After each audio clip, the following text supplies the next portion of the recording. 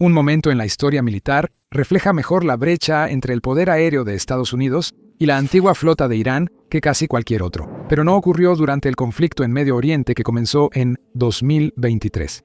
No, esto sucedió una década antes, en 2013, sobre las aguas internacionales del Golfo Pérsico. Y no solo todo el intercambio, que enfrentó a un envejecido avión de combate estadounidense, pilotado por Irán contra uno de los cazas estadounidenses más avanzados de su época, duró solo unos minutos, sino que también terminó sin que se disparara un solo tiro. Entonces, ¿qué lo hizo tan increíble? Estás a punto de descubrirlo.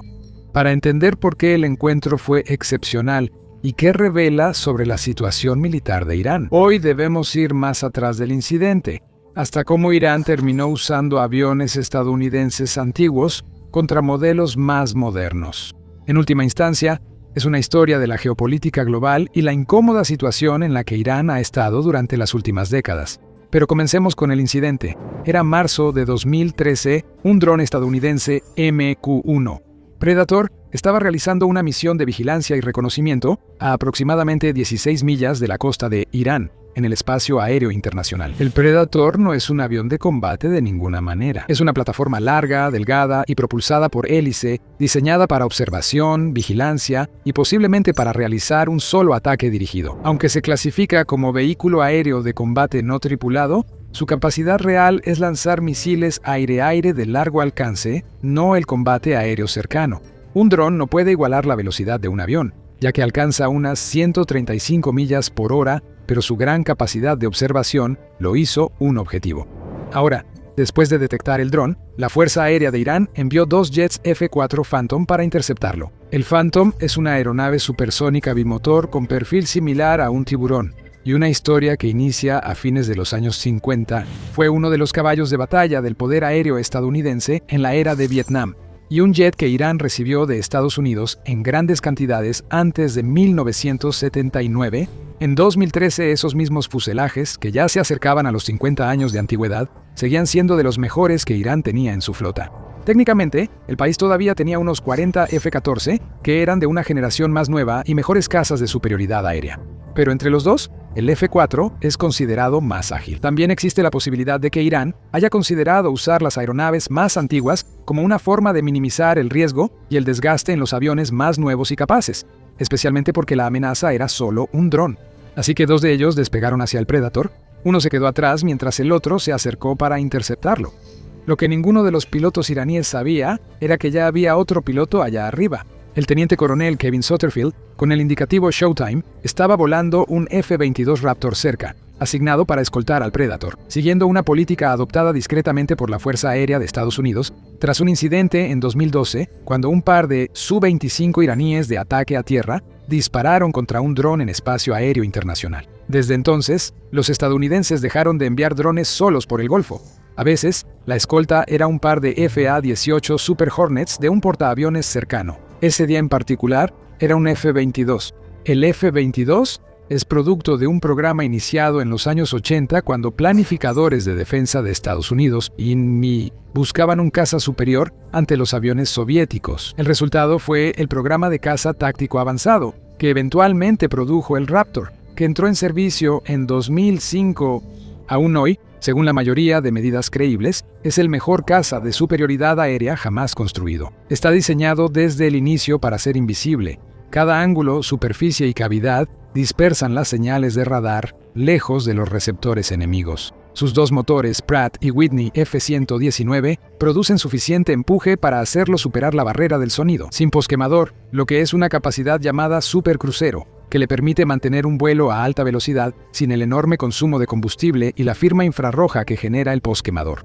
Lleva sus armas internamente, detrás de compuertas que se ajustan al ras y que se abren por fracciones de segundo durante un enfrentamiento y se cierran de nuevo, manteniendo el perfil furtivo de la aeronave en todo momento. Su aviónica integra un sistema de fusión de sensores y de guerra electrónica, dando al piloto una visión del campo de batalla que ningún otro avión puede igualar. Aunque los F-4 fueron modernizados, las últimas importaciones de Estados Unidos ocurrieron a inicios de los 70, 40 años antes del incidente. Y sí, Irán continúa usando diseños chinos, rusos o incluso nacionales para modernizar la envejecida plataforma F-4E, pero el hecho es que el F-4 sigue siendo un avión de combate de tercera generación, mientras que el F-22 pertenece a la quinta generación Mientras Showtime observaba cómo el F-4 principal se acercaba al Predator, esperó. Luego, confiando en que su avión era prácticamente invisible al radar iraní, hizo algo extraordinario. Él colocó su Raptor debajo del F-4, lo suficientemente cerca como para verlo claramente y, aún más importante, lo suficientemente cerca como para distinguir las estaciones de armas y evaluar qué llevaba el piloto iraní. El piloto iraní no tenía absolutamente ninguna idea de que esto estaba sucediendo. Los sistemas de sigilo del Raptor estaban haciendo exactamente aquello para lo que fueron diseñados. Showtime inspeccionó la carga de armas, se retiró y pasó a la acción. Giró a la izquierda, ascendió y luego colocó su avión junto al F-4, apareciendo en la visión periférica del piloto iraní, aparentemente de la nada. Imaginemos el impacto para el piloto iraní, sentado en su cabina y de repente viendo una máquina supuestamente invisible a su lado. Y entonces Showtime realmente convirtió todo eso en un espectáculo. Activó su radio, contactó al piloto iraní y le dijo unas palabras escalofriantes. Deberías irte a casa, y eso fue lo que hicieron. Ambos F-4 se dieron la vuelta y se fueron, sin enfrentamiento ni escalada. Toda la misión se convirtió en una demostración relativamente tranquila de cómo se ve el poder aéreo de quinta generación cuando opera contra una flota de generaciones anteriores. Ahora, para entender por qué esa brecha es tan grande y por qué Irán sigue dependiendo de aviones que ya estaban envejeciendo, para cuando Showtime estaba aprendiendo a volar, tenemos que examinar ambas máquinas en detalle y luego rastrear la historia más larga de cómo Irán terminó en esta posición. El F-4 Phantom Soyuz voló por primera vez en 1958, fue diseñado por la McDonnell Aircraft Corporation, más tarde conocida como McDonnell Douglas, para la Marina de los Estados Unidos, inicialmente como un interceptor de defensa de flota, y se convirtió en uno de los jets más versátiles y ampliamente utilizados de la era de la Guerra Fría. Durante la Guerra de Vietnam, la Marina y la Fuerza Aérea lo usaban para todo, desde superioridad aérea hasta ataques y reconocimiento. Era capaz de alcanzar Mach 2.23 a gran altitud, lo que lo convertía en una de las aeronaves más rápidas disponibles en ese momento. Pero quizá más importante aún, era potente. Tenía pocas limitaciones que pudieran ser expuestas en combate real. Las primeras versiones carecían de cañón interno, reflejando una doctrina demasiado optimista sobre la fiabilidad de los misiles aire-aire. Luego se añadió el cañón. Pero durante unos años fue uno de los peores aviones para el combate cerrado, precisamente porque dependía de los misiles. Además, el jet requería un mantenimiento extenso, y su radar, aunque avanzado para su época, era una gran antena de escaneo mecánico que producía una sección transversal de radar significativa y era propenso a interferencias y bloqueos. Aunque esto hizo temida a la aeronave, en los años 70, el Phantom empezó a ser reemplazado en el servicio estadounidense por plataformas más especializadas. El F-Queen's Eagle asumió el papel de superioridad aérea en 1976. El F-16 Fighting Falcon llegó para misiones multifunción en 1978. El Phantom fue retirado gradualmente del servicio en Estados Unidos y eliminado por completo a mediados de los 90. Actualmente, la Fuerza Aérea de Estados Unidos vuela principalmente F-22 y F-35, pero siguen usando F-15 y F-16, porque son más económicos y prefieren no usar aviones nuevos en misiones rutinarias. El único lugar donde se encuentra el F-4 en suelo estadounidense es en museos. Pero en Irán, esos mismos aviones todavía están operativos, al menos en teoría, porque Irán no ha tenido manera de reemplazarlos. El F-22 Raptor, en comparación, representa 60 años de avances en la ingeniería de la aviación. Se estima que su sección transversal de radar es aproximadamente equivalente a una canica de acero, una fracción diminuta de lo que incluso un caza moderno de cuarta generación presenta ante el radar enemigo, y una reducción enorme e incomprensible en comparación con el Phantom. Su fusión de sensores integra información de su propio radar, de sus sensores infrarrojos pasivos y de datos enlazados provenientes de otros aviones y estaciones terrestres. Esto muestra al piloto una imagen integrada en vez de transmisiones sin procesar de sistemas separados. El sistema de puntería del avión rastrea varios objetivos a la vez. Ataca a larga distancia con misiles AIM-120 AMRAAM desde compartimentos internos y sigue siendo invisible para aeronaves enemigas. En un combate más allá del alcance visual, un piloto iraní de F-4 podría no notar la presencia de un F-22 en el mismo espacio aéreo hasta que un misil ya estuviera lanzado. E incluso en combates cercanos, el Raptor es igualmente dominante. Las toberas de empuje vectorial redirigen el escape del motor para controlar la orientación de la aeronave independientemente de la velocidad del aire, lo que le otorga gran maniobrabilidad a bajas velocidades. Si un F-4 se enfrentara a un F-22 en un combate cerrado de giros, entraría de inmediato en barrena por las maniobras más agresivas del F-22, pero por supuesto, tampoco llegaría a ese combate sin ser detectado primero.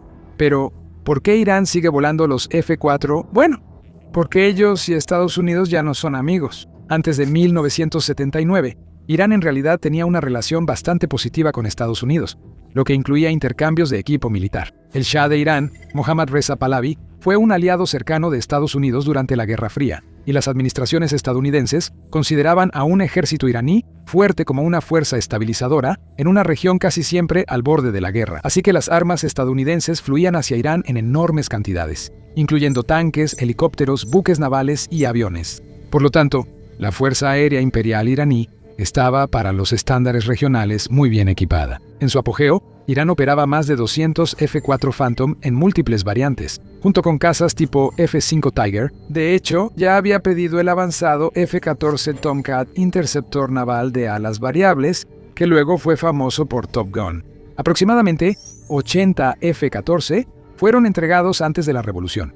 Irán también recibió algunas piezas de repuesto, suministros y, más importante aún, entrenamiento. Instructores estadounidenses colaboraban con pilotos iraníes, enseñando tácticas y mantenimiento a un nivel que pocos países de la región igualaban.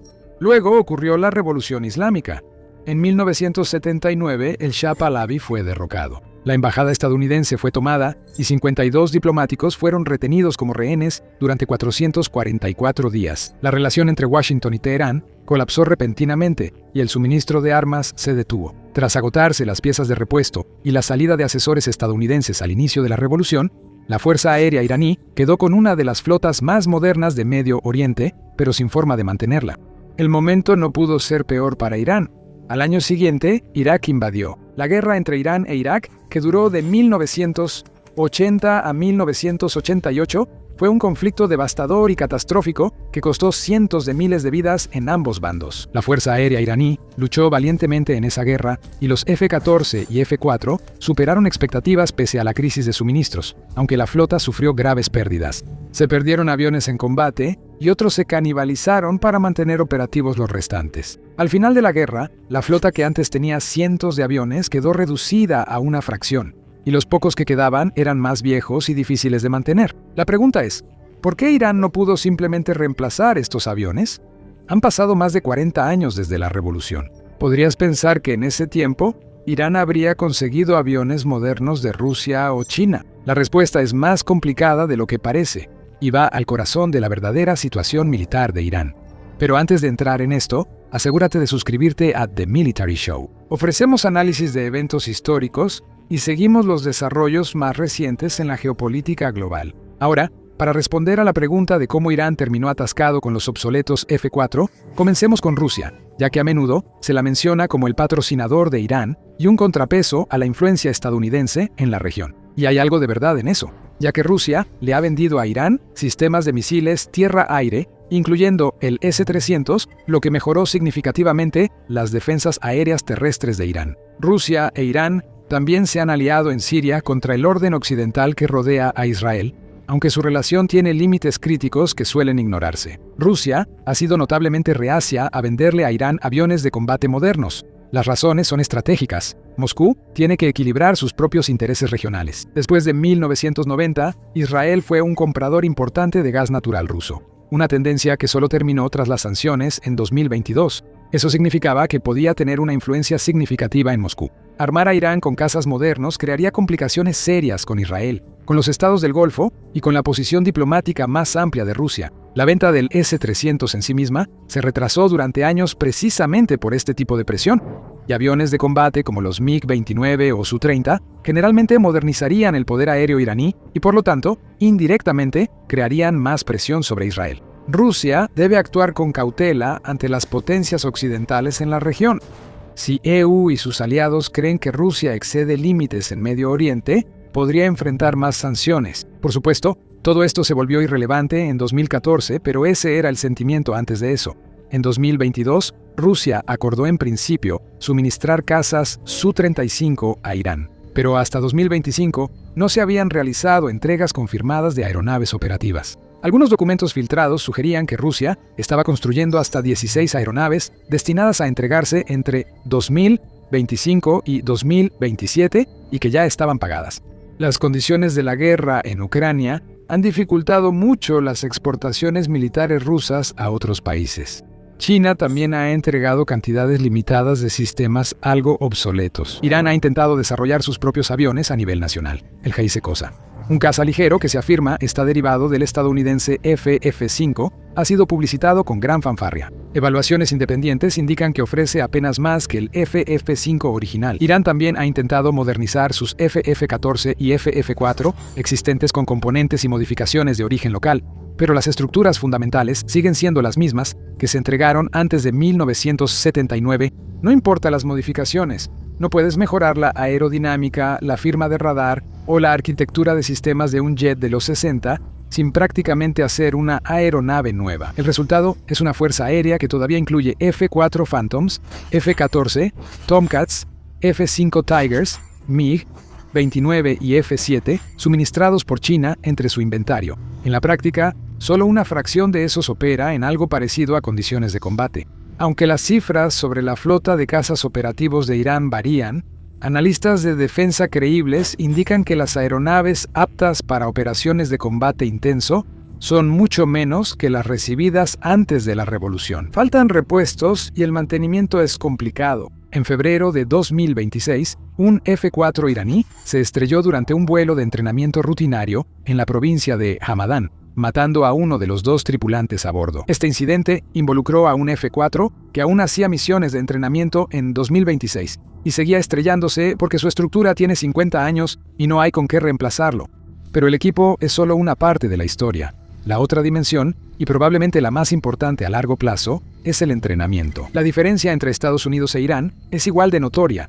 Los pilotos de combate estadounidenses reciben uno de los entrenamientos más intensivos y perfeccionados del mundo. Inicia con la formación inicial de pilotos, que es riguroso, y sigue con cursos especializados en armas basados en años de experiencia de combate, retroalimentación y desarrollo doctrinal. La Escuela de Armas de Caza de la Fuerza Aérea de Estados Unidos, en la base aérea Nellis, en Nevada, conocida como el Top Gun de la Fuerza Aérea, perfecciona tácticas de combate aéreo desde hace décadas, incorporando lecciones de cada enfrentamiento y ejercicio a un cuerpo de conocimientos en constante actualización. Los pilotos estadounidenses entrenan frecuentemente en combate aéreo realista contra aeronaves adversarias de distinto tipo, volando sus aviones frente a otros, y tácticas que simulan deliberadamente lo que harían los pilotos enemigos, para que cuando ocurra un encuentro real, no sea la primera vez que ven esas tácticas. De manera crucial, la Fuerza Aérea de los Estados Unidos ha volado el F-4 Phantom. Los pilotos lo han operado, entrenado en él y entienden lo bueno y lo malo del avión. Los pilotos que volaron Phantoms, luego Eagles y después Raptors, tienen un conocimiento profundo del manejo del F-4, sus limitaciones y lo que un piloto en esa cabina puede y no puede hacer. Cuando Showtime se acercó a esos F-4 iraníes en 2013, el conocimiento estadounidense sobre esa aeronave se remontaba a generaciones atrás. Las tácticas que usaban los iraníes, la envolvente de vuelo en la que operaban, las limitaciones que enfrentaban, todo eso era profundamente familiar para los estadounidenses. Los iraníes pilotaban una aeronave que los estadounidenses descifraron y superaron hace décadas. En cambio, el programa de entrenamiento de pilotos de Irán ha operado bajo severas restricciones desde 1979. Los asesores estadounidenses que crearon la infraestructura de entrenamiento se fueron tras la revolución y no volvieron. La guerra con Irak consumió a pilotos experimentados y rompió la continuidad institucional. El aislamiento internacional ha restringido el acceso a ejercicios conjuntos a gran escala y realistas, que mantienen a las fuerzas aéreas en forma. Los pilotos iraníes no están entrenando contra F-22, no están entrenando contra F-35, están volando entre sí, en aeronaves envejecidas con horas de vuelo limitadas, preparándose para una amenaza que nunca han enfrentado realmente y que no tienen una manera realista de simular. El encuentro en 2013 ilustró todo esto perfectamente. Los pilotos iraníes no tenían idea de que el F-22 estaba ahí hasta que Showtime decidió revelarse. Su radar no lo detectó.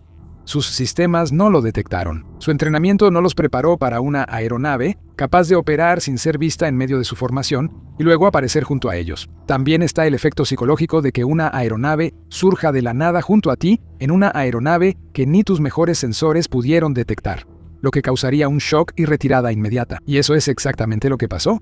El punto más profundo es que el poder militar no solo depende de quién tiene el presupuesto más grande o la mayor voluntad política, también depende del tiempo, como las décadas requeridas para formar una fuerza aérea coherente y sólida, con aeronaves modernas, un sistema de formación sólido y memoria organizacional derivada del desarrollo continuo y experiencia operativa real. Estados Unidos ha mantenido esa continuidad sin interrupciones desde la Segunda Guerra Mundial. La trayectoria va desde el F-4 Phantom al F-15, al F-16, al F-22 y al F-35, con cada generación incorporando las lecciones de la anterior. Irán tuvo esa trayectoria interrumpida de la noche a la mañana en 1979 y nunca ha podido reconstruirla. Los aviones, el entrenamiento y la cadena de suministros se detuvieron, y mientras la tecnología de aviación avanzaba en el mundo, la Fuerza Aérea de Irán quedó congelada en un momento específico.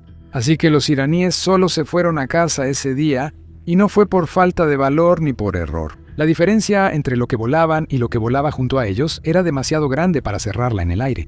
El Lockheed Martin F-35 Lightning 35B es un milagro de la ingeniería moderna, combinando velocidades supersónicas, tecnologías avanzadas de sigilo y una red de sensores sin precedentes. Es más un supercomputadora voladora que un avión de combate convencional. Pero dos de las tres versiones de este caza, el F-35B y el F-35C para ser precisos, siempre han tenido una falla grande y bastante obvia, visible desde el primer vistazo: un cañón del tamaño de una bañera atornillado al vientre de la nave. Ese cañón reduce la aceleración del F-35 y aumenta su sección transversal de radar, perjudicando tanto su agilidad como sus capacidades de sigilo. Aún así, el ejército de Estados Unidos transformó lo que parecía un gran error en la mayor ventaja letal de la aeronave.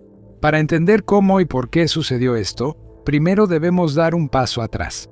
De hecho, varios decenios atrás, hasta los días de la Guerra de Vietnam.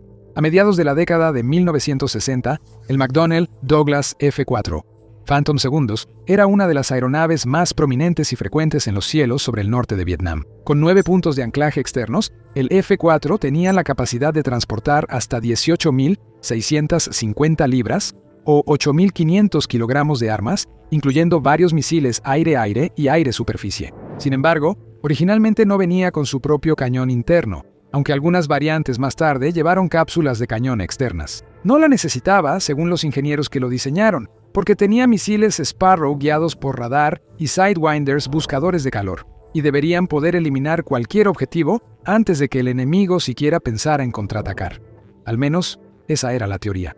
En la práctica, no funcionó exactamente así. El AIM-9B Sidewinder, por ejemplo, distaba mucho de los misiles aire-aire modernos de alta precisión de tipo dispara y olvida de la era moderna. Tenía muchas limitaciones, como un alcance máximo de solo 3 millas náuticas y que solo podían fijarse en el escape de los objetivos si estaban justo detrás de ellos. La cabeza buscadora del Sidewinder tenía una baja tasa de seguimiento angular de solo 11 grados por segundo, por lo que era casi ineficaz contra objetivos que realizaban maniobras evasivas bruscas. También tenía problemas con el sol y las nubes, pues su buscador a veces los confundía con objetivos enemigos.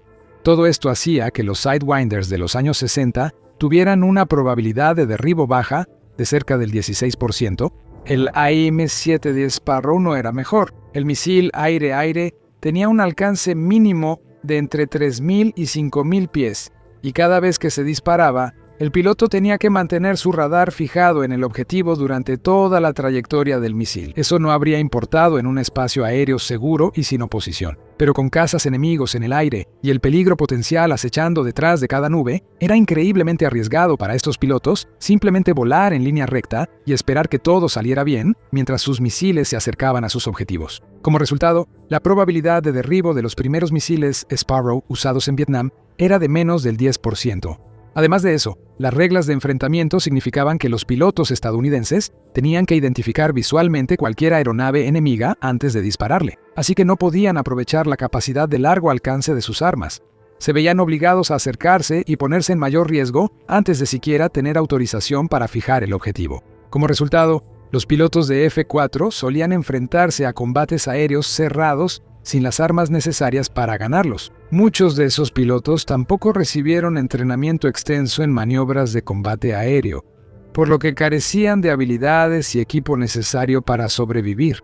Frecuentemente reducían la velocidad de sus aeronaves a subsónica e intentaban colocarse detrás de sus enemigos, pero a menudo estaban demasiado cerca para disparar sus misiles con esperanza de éxito. No es de extrañar entonces que muchos pilotos se quejaran de la ausencia de cañones en estos aviones. El piloto de la Marina de los Estados Unidos, John Cheshire, por ejemplo, dijo que la falta de un cañón interno fue el mayor error en el F-4 y agregó: "Los pilotos son baratos y tienden a ir a donde los mandas. Necesitaba un cañón y realmente lo deseaba". El general del Cuerpo de Marines, John Daly, coincidió, señalando que todos en los RF-4 querían un cañón en la aeronave. Con el tiempo, esas demandas fueron imposibles de ignorar. El Phantom fue rediseñado, primero con una cápsula de cañón externa atornillada al fuselaje, antes de que toda la estructura fuera rediseñada con un cañón interno M61 Vulcan. Desde entonces, los ingenieros de aeronaves militares de Estados Unidos juraron no repetir el mismo error. Aunque no ha habido registros de derribos aire-aire con cañón en varias décadas, y el principal contratista de defensa del mundo, Lockheed Martin, afirma que la era del combate cerrado ha terminado, los cañones aún están incluidos en todos los documentos de requisitos operativos. Cada vez que se diseña un nuevo caza, siempre se les dice a los ingenieros que dejen espacio para algún tipo de cañón, aunque tal vez nunca se dispare. ¿Por qué? Porque es un elemento disuasorio invaluable. La simple presencia de un cañón le niega al enemigo la única opción que tendría para contrarrestar los misiles: acercarse y entrar en combate cerrado. No se trata de causar daño o conseguir bajas, se trata de evitar que tu oponente siquiera piense en acercarse demasiado. Así que, incluso cuando se estaban dando los toques finales al diseño del F-35, a principios de los años 2000, los requisitos del programa Joint Strike Fighter dictaban que debía llevar un cañón, y no cualquier cañón, sino uno que fuera capaz de lograr una probabilidad de destrucción del 35% contra vehículos ligeramente blindados a un alcance oblicuo de 9.000 pies. Ese cañón era el GAU-22A, un cañón Gatling de 25 milímetros, producido por General Dynamics Ordnance and Tactical Systems, y basado en el diseño GAU-12U, con un peso de 240 libras o 104 kilogramos, y capaz de disparar hasta 3.300 disparos por minuto. Este equipo de alta resistencia tuvo que ser integrado por los ingenieros en uno de los cazas furtivos más avanzados del mundo. No necesitas ser un ingeniero militar para darte cuenta de que la opción más lógica sería de alguna manera instalar esta arma dentro del cuerpo del avión. Eso es exactamente lo que hicieron los diseñadores con el F-22 Raptor, por ejemplo, que oculta su cañón dentro de la raíz de su ala. Cuando el cañón debe disparar, se abre una compuerta y se lanzan 100 disparos por segundo al objetivo antes de cerrar la puerta, manteniendo la furtividad y la aerodinámica del avión. Para el F-35A, los diseñadores hicieron más o menos lo mismo, ocultando el GAU-22A dentro del fuselaje. Sin embargo, con las otras dos variantes, el F-35B y el F-35C, no fue tan fácil, por una razón simple: no había suficiente espacio. El F-35B es una variante de despegue corto y aterrizaje vertical, CTOVL, utilizada por los Marines. Para poder despegar desde pequeñas franjas de tierra, tiene un ventilador de elevación dentro de su fuselaje, junto con un módulo giratorio de 3 cojinetes, lo que ocupa mucho espacio y deja muy poco disponible. Ciertamente no es suficiente para alojar una cañón Gatling relativamente voluminosa. El F-35C, por su parte, es el avión embarcado de la Marina de los Estados Unidos y viene con tren de aterrizaje reforzado y cerca de 20.000 libras, 9.000 kilogramos de combustible, todo almacenado internamente, lo cual es más que cualquier otra variante del F-35. De nuevo, eso significa que no queda espacio para el GAU-22A. Por lo tanto, la única opción que quedaba era colocar el cañón externamente, atornillándolo a la base del fuselaje de la aeronave, no detrás de una compuerta o un panel furtivo, sino completamente a la vista, envuelto en una enorme cápsula de fibra de carbono para protección. Hay 2 cápsulas de fibra de carbono, ambas fabricadas por la empresa danesa Terma. Hay una GPU-9A para el F-35B y una GPU-8A para el F-35C. A simple vista, muy poco de esta decisión de diseño tiene sentido. No solo resulta torpe e incómodo tener una estructura enorme, del tamaño de una bañera, pegada debajo de una aeronave furtiva de última generación. Cuesta unos $110 millones por unidad, pero la cápsula de cañón externa también afecta el rendimiento del caza. Interrumpe el diseño aerodinámico del jet, añadiendo resistencia al aire y arrastre a lo que antes era una estructura suave, elegante y perfectamente esculpida. Los datos muestran que el F-35A necesita 8 segundos adicionales para acelerar desde velocidades de Mach 0.8, romper la barrera del sonido y alcanzar Mach 1.2, lo que también se conoce como la aceleración transónica del caza, en comparación con las estimaciones originales del programa. El F-35B, por su parte, con su GAU-22 externo, tarda 16 segundos adicionales en la aceleración transónica, mientras que el F-35C, que tiene el peso adicional de una cañón Gatling externo, además de las alas más grandes y más combustible, necesita la asombrosa cantidad de 40 segundos, 5 veces más que el F-35A. A pesar de estos problemas, el cañón externo resulta mucho más valioso y útil para el ejército de Estados Unidos de lo que parece. Pero antes de explorar por qué, si este es el tipo de información que quieres ver más seguido, asegúrate de suscribirte a The Military Show. Lo explicamos así cada semana. Para entender por qué el cañón externo del F-35B y C funciona mejor que el cañón interno del F-35A, tenemos que conocer un poco mejor esta arma. El GAU-22A es un cañón Gatling de 4 tubos y 25 milímetros. Es más grande que el cañón Vulcan de 20 milímetros que se ve en aviones como el F-22 y el F-16, pero mucho más compacto que los cañones Avenger de 30 milímetros en los A-10 Thunderbolt II, también conocidos como Warhogs. Dispara 55 proyectiles por segundo a velocidades de 3.560 pies por segundo, lo que es más de 3 veces la velocidad del sonido, y el cañón produce una fuerza de retroceso considerable de alrededor de 3.700 libras o casi 16.500 newtons. Es casi como si un pequeño motor a reacción empujara el fuselaje hacia atrás cada vez que el piloto aprieta el gatillo. Aquí es donde brilla la belleza de la cápsula externa, ya que está montada en la estación central, con el anclaje justo debajo del lomo del caza. Está conectada directamente a la viga estructural longitudinal principal del F-35, que es el punto de montaje más estable de todo el fuselaje.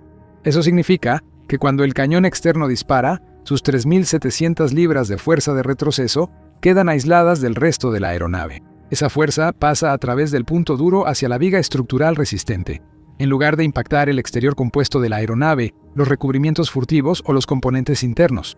El cañón aún tiene retroceso en cada disparo, pero la cápsula lo absorbe, por lo que la estructura del avión casi no lo percibe. Para entender por qué eso es tan importante, tenemos que comparar el diseño de la cápsula externa con el cañón interno que se ve en el F-35A. En esa variante, el cañón interno está en un hueco en el lado izquierdo del fuselaje detrás de una compuerta al ras. Ese tipo de diseño puede funcionar. El F-22, por ejemplo, tiene un cañón interno inteligentemente ubicado para que el retroceso sea absorbido por la raíz del ala. Pero ese no es el caso en el F-35A. Ahí, cada vez que el arma dispara, su fuerza de retroceso pasa directamente a la piel compuesta del chine y el larguero del avión, la viga estructural crítica que corre a lo largo de los bordes afilados del fuselaje del avión.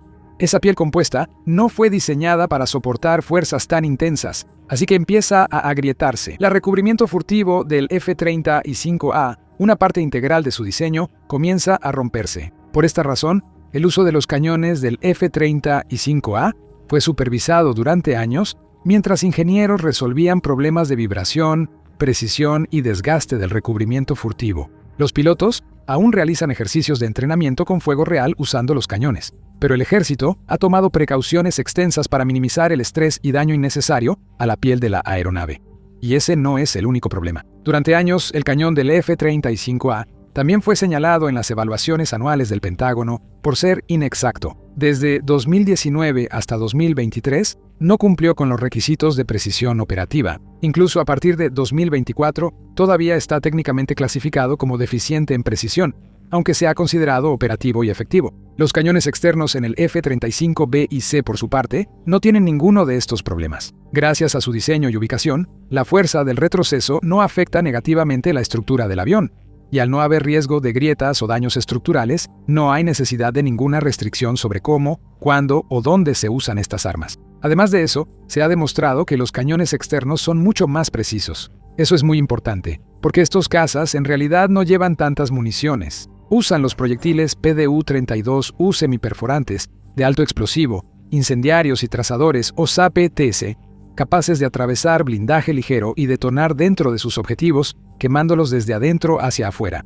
Cada jet está equipado con un total de 220 municiones y un controlador especializado limita el tamaño de cada ráfaga entre 30 y 50 disparos. Eso significa que cada vez que el piloto aprieta el gatillo, se disparan aproximadamente 40 balas, dándole solo 5 o 6 ráfagas antes de quedarse sin municiones. Ese no es un número grande, así que es vital que cada bala cuente y que la mayoría de los disparos den en el blanco.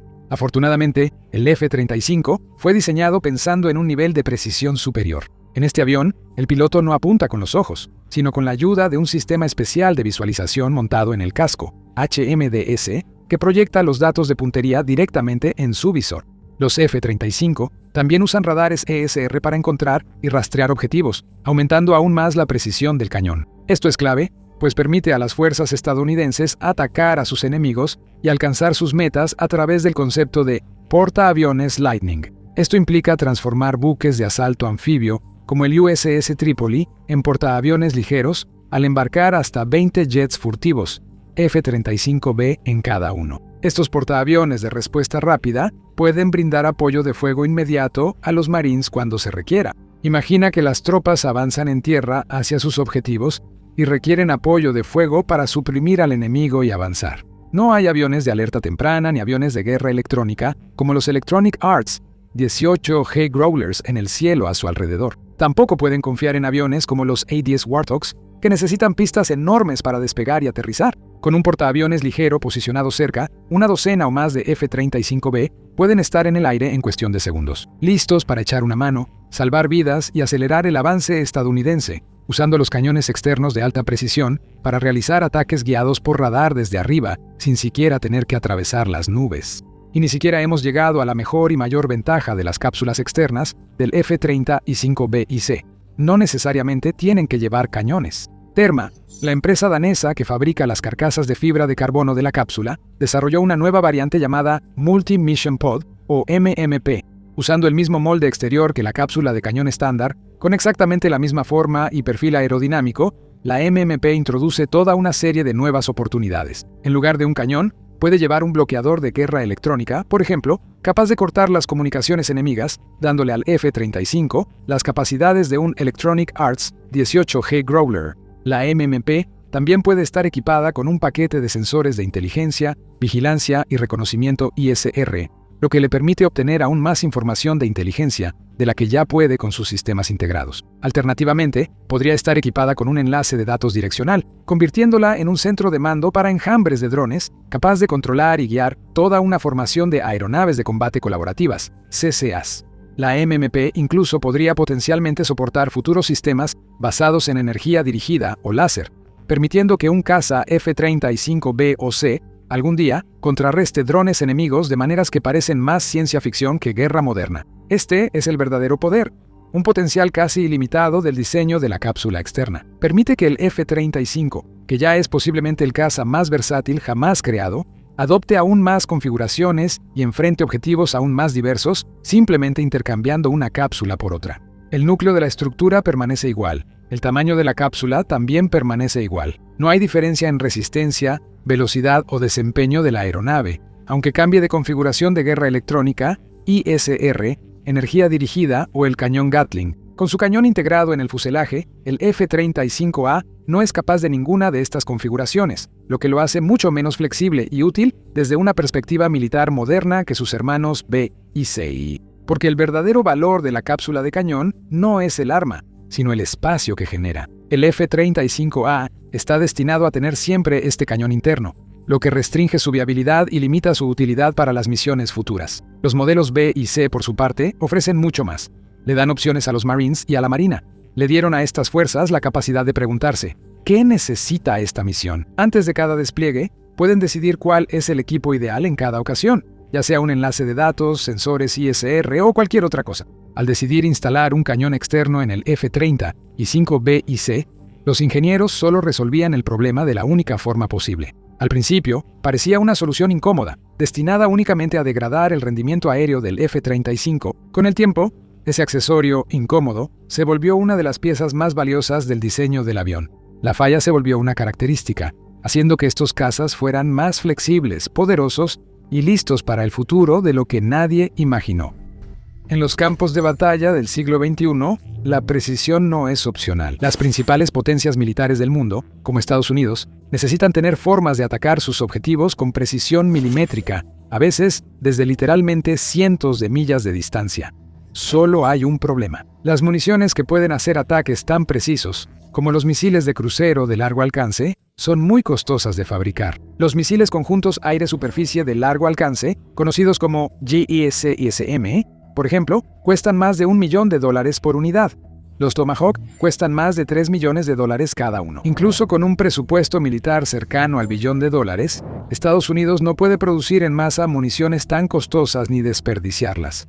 Pero, ¿y si existiera otra opción? Una manera de transformar bombas no guiadas relativamente baratas en misiles de crucero mortales, con niveles de alcance y precisión de élite por una fracción del precio habitual. Sí la hay, y la Marina de los Estados Unidos ahora está explorando este enfoque ingenioso a través de 4 nuevos tipos de conceptos de armas guiadas de precisión, lo que potencialmente expandirá y evolucionará el arsenal estadounidense como nunca antes. La idea de convertir bombas no guiadas, también llamadas bombas tontas, en municiones inteligentes y guiadas con precisión no es nueva.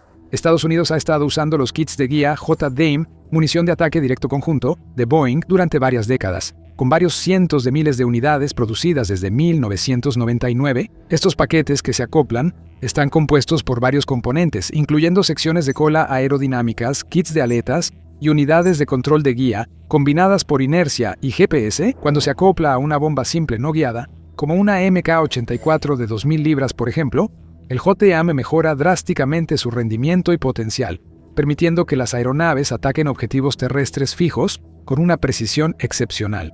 Para ser más precisos, se ha demostrado que los JDAM mejoran la precisión de las bombas a menos de 16 pies o 5 metros de sus objetivos previstos. Además, como ambos utilizan GPS y navegación inercial para alcanzar sus objetivos, pueden usarse en cualquier condición climática, a diferencia de las armas no guiadas o guiadas por láser, que normalmente requieren cielos despejados para su uso efectivo. Los JDAM también tienen la ventaja de ser compatibles con la mayoría de las aeronaves de combate estadounidenses, incluyendo los cazas F-18 y F-35, así como los bombarderos B-2. Pero quizás su mayor y mejor ventaja es su asequibilidad. Los kits JDAM cuestan entre $21,000 y $36,000. Eso es una fracción diminuta del precio de 7 cifras que normalmente tienen los misiles de crucero. Además, Estados Unidos tiene enormes reservas de bombas no guiadas que solo esperan ser convertidas en municiones inteligentes de precisión y ser lanzadas contra los enemigos del país. En los años 2000, Boeing llevó el concepto JDAM más allá, desarrollando el JDAM de alcance extendido, o JDAM-ER, una nueva versión del kit JDAM original. Eso permitió que las bombas pudieran planear distancias mucho mayores, de alrededor de 45 millas o 72 kilómetros. Eso es 3 veces más lejos que el JDAM original, o aproximadamente el mismo alcance operativo que los cohetes M142 HIMARS. Es una distancia impresionante, pero aún así palidece en comparación con misiles de crucero como el JSSM, que pueden recorrer varios cientos de millas antes de alcanzar sus objetivos. Afortunadamente, Boeing tenía algo más bajo la manga, un kit JDAM aún más potente con un alcance que realmente puede rivalizar con algunos de los mejores misiles del mundo. Presentamos la Joint Direct Attack Munition Long Range, o JDAM-LR. Boeing presentó por primera vez el concepto de este kit en 2010, cuando propuso agregar un kit de cola con motor a reacción al paquete JDAM-R existente. En ese momento, las Fuerzas Armadas de Estados Unidos mostraron poco interés en la idea, pero para 2020 las cosas habían cambiado. En abril de 2026, la Marina de Estados Unidos anunció pruebas de vuelo exitosas de la versión básica. JDAM-LR, que según funcionarios de Boeing, incluye un motor turborreactor TDI J85. Eso permite que estas nuevas bombas inteligentes lleguen mucho más lejos que las anteriores. Con un alcance base de alrededor de 200 millas náuticas, 230 millas o 370 kilómetros, y el potencial de llegar aún más lejos. ¿Estamos en la Tercera Guerra Mundial? Según lo que leas, parece que vivimos realidades distintas. Ahora, lo difícil no es mantenerse informado, es averiguar qué es realmente cierto. Mira esta historia que fue cubierta por casi 200 fuentes de todo el espectro. Informa que el ejército de Estados Unidos dice que su bloqueo a los puertos iraníes ha detenido completamente la actividad comercial en 36 horas. Pero solo un día antes, otra historia cubierta principalmente por casi 80 fuentes, la mayoría de tendencia izquierdista, decía que el tráfico marítimo en el estrecho de Hormuz apenas se vio afectado el primer día del bloqueo. Entonces, ¿cuál es la verdad? ¿Cierre total, solo una interrupción antes, o ambas son posibles? Esa diferencia en la cobertura es exactamente la razón por la que usamos Ground News para mantenernos informados sobre los múltiples conflictos activos que ocurren en todo el mundo. Si solo vieras uno de esos titulares, tendrías una perspectiva y comprensión muy distinta de lo que ocurre. Ground News recopila miles de noticias todos los días y las organiza por tema, mostrándote el sesgo, la confiabilidad y la propiedad de cada fuente para que puedas ver todos los ángulos en un solo lugar. Últimamente usamos mucho Blind Spot, una función que muestra historias muy cubiertas por un sector político y poco mencionadas en el otro. Sin importar tu posición política, salir de la cámara de eco te da una visión más precisa de la realidad, lo cual es clave para ver más allá de la niebla de la guerra. Así que ve a ground.news/militaryground.news.military-show o escanea el código QR para obtener un 40% de descuento en el plan Vantage de acceso ilimitado. Y eso baja el precio a menos de lo que cuesta una taza de café, así que prueba Ground News por ti mismo. La versión básica del JHDAM LR también será la base para 3 variantes adicionales de este kit de guiado, cada una con sus propios beneficios y propósitos. Por ejemplo, está el señuelo JHDAM LR, el Quick Strike LR y el Maritime Strike LR. El gran alcance de estas armas eleva al JHDAM a un nuevo nivel, permitiendo a Estados Unidos transformar bombas tontas en armas precisas de largo alcance, lanzadas desde lugares seguros lejos de defensas enemigas. Por ejemplo, cazas de cuarta generación y bombarderos furtivos podrían lanzar estas armas contra objetivos en lo profundo del territorio enemigo, sin ponerse en mayor riesgo durante el proceso. La capitana de la Marina de Estados Unidos, Sarah Abbott, gerente del programa de armas de ataque de precisión, señala que, debido a la fuerte dependencia de los sistemas JHDAM, el programa ve necesario dar a la flota mayor alcance de ataque a distancia. Esta nueva capacidad permite a los pilotos atacar objetivos desde distancias significativamente más seguras, manteniendo una ventaja táctica en entornos disputados. Y el LR no solo ofrece un mejor alcance. Se afirma que estos nuevos kits permiten una generación de energía avanzada a bordo, haciendo que las bombas sean mucho más inteligentes y añadan funciones como enlaces de datos bidireccionales o sistemas de búsqueda avanzados, aumentando la precisión contra objetivos móviles o en entornos con guerra electrónica. Ahora, antes de explorar las especificaciones técnicas y capacidades de los diferentes tipos de JHDAM LR que la Marina podría tener pronto a su disposición, aquí tienes un vistazo al proceso real de pruebas, realizado en el campo de pruebas marítimo de Point Mugu de la Marina, frente a la costa de California.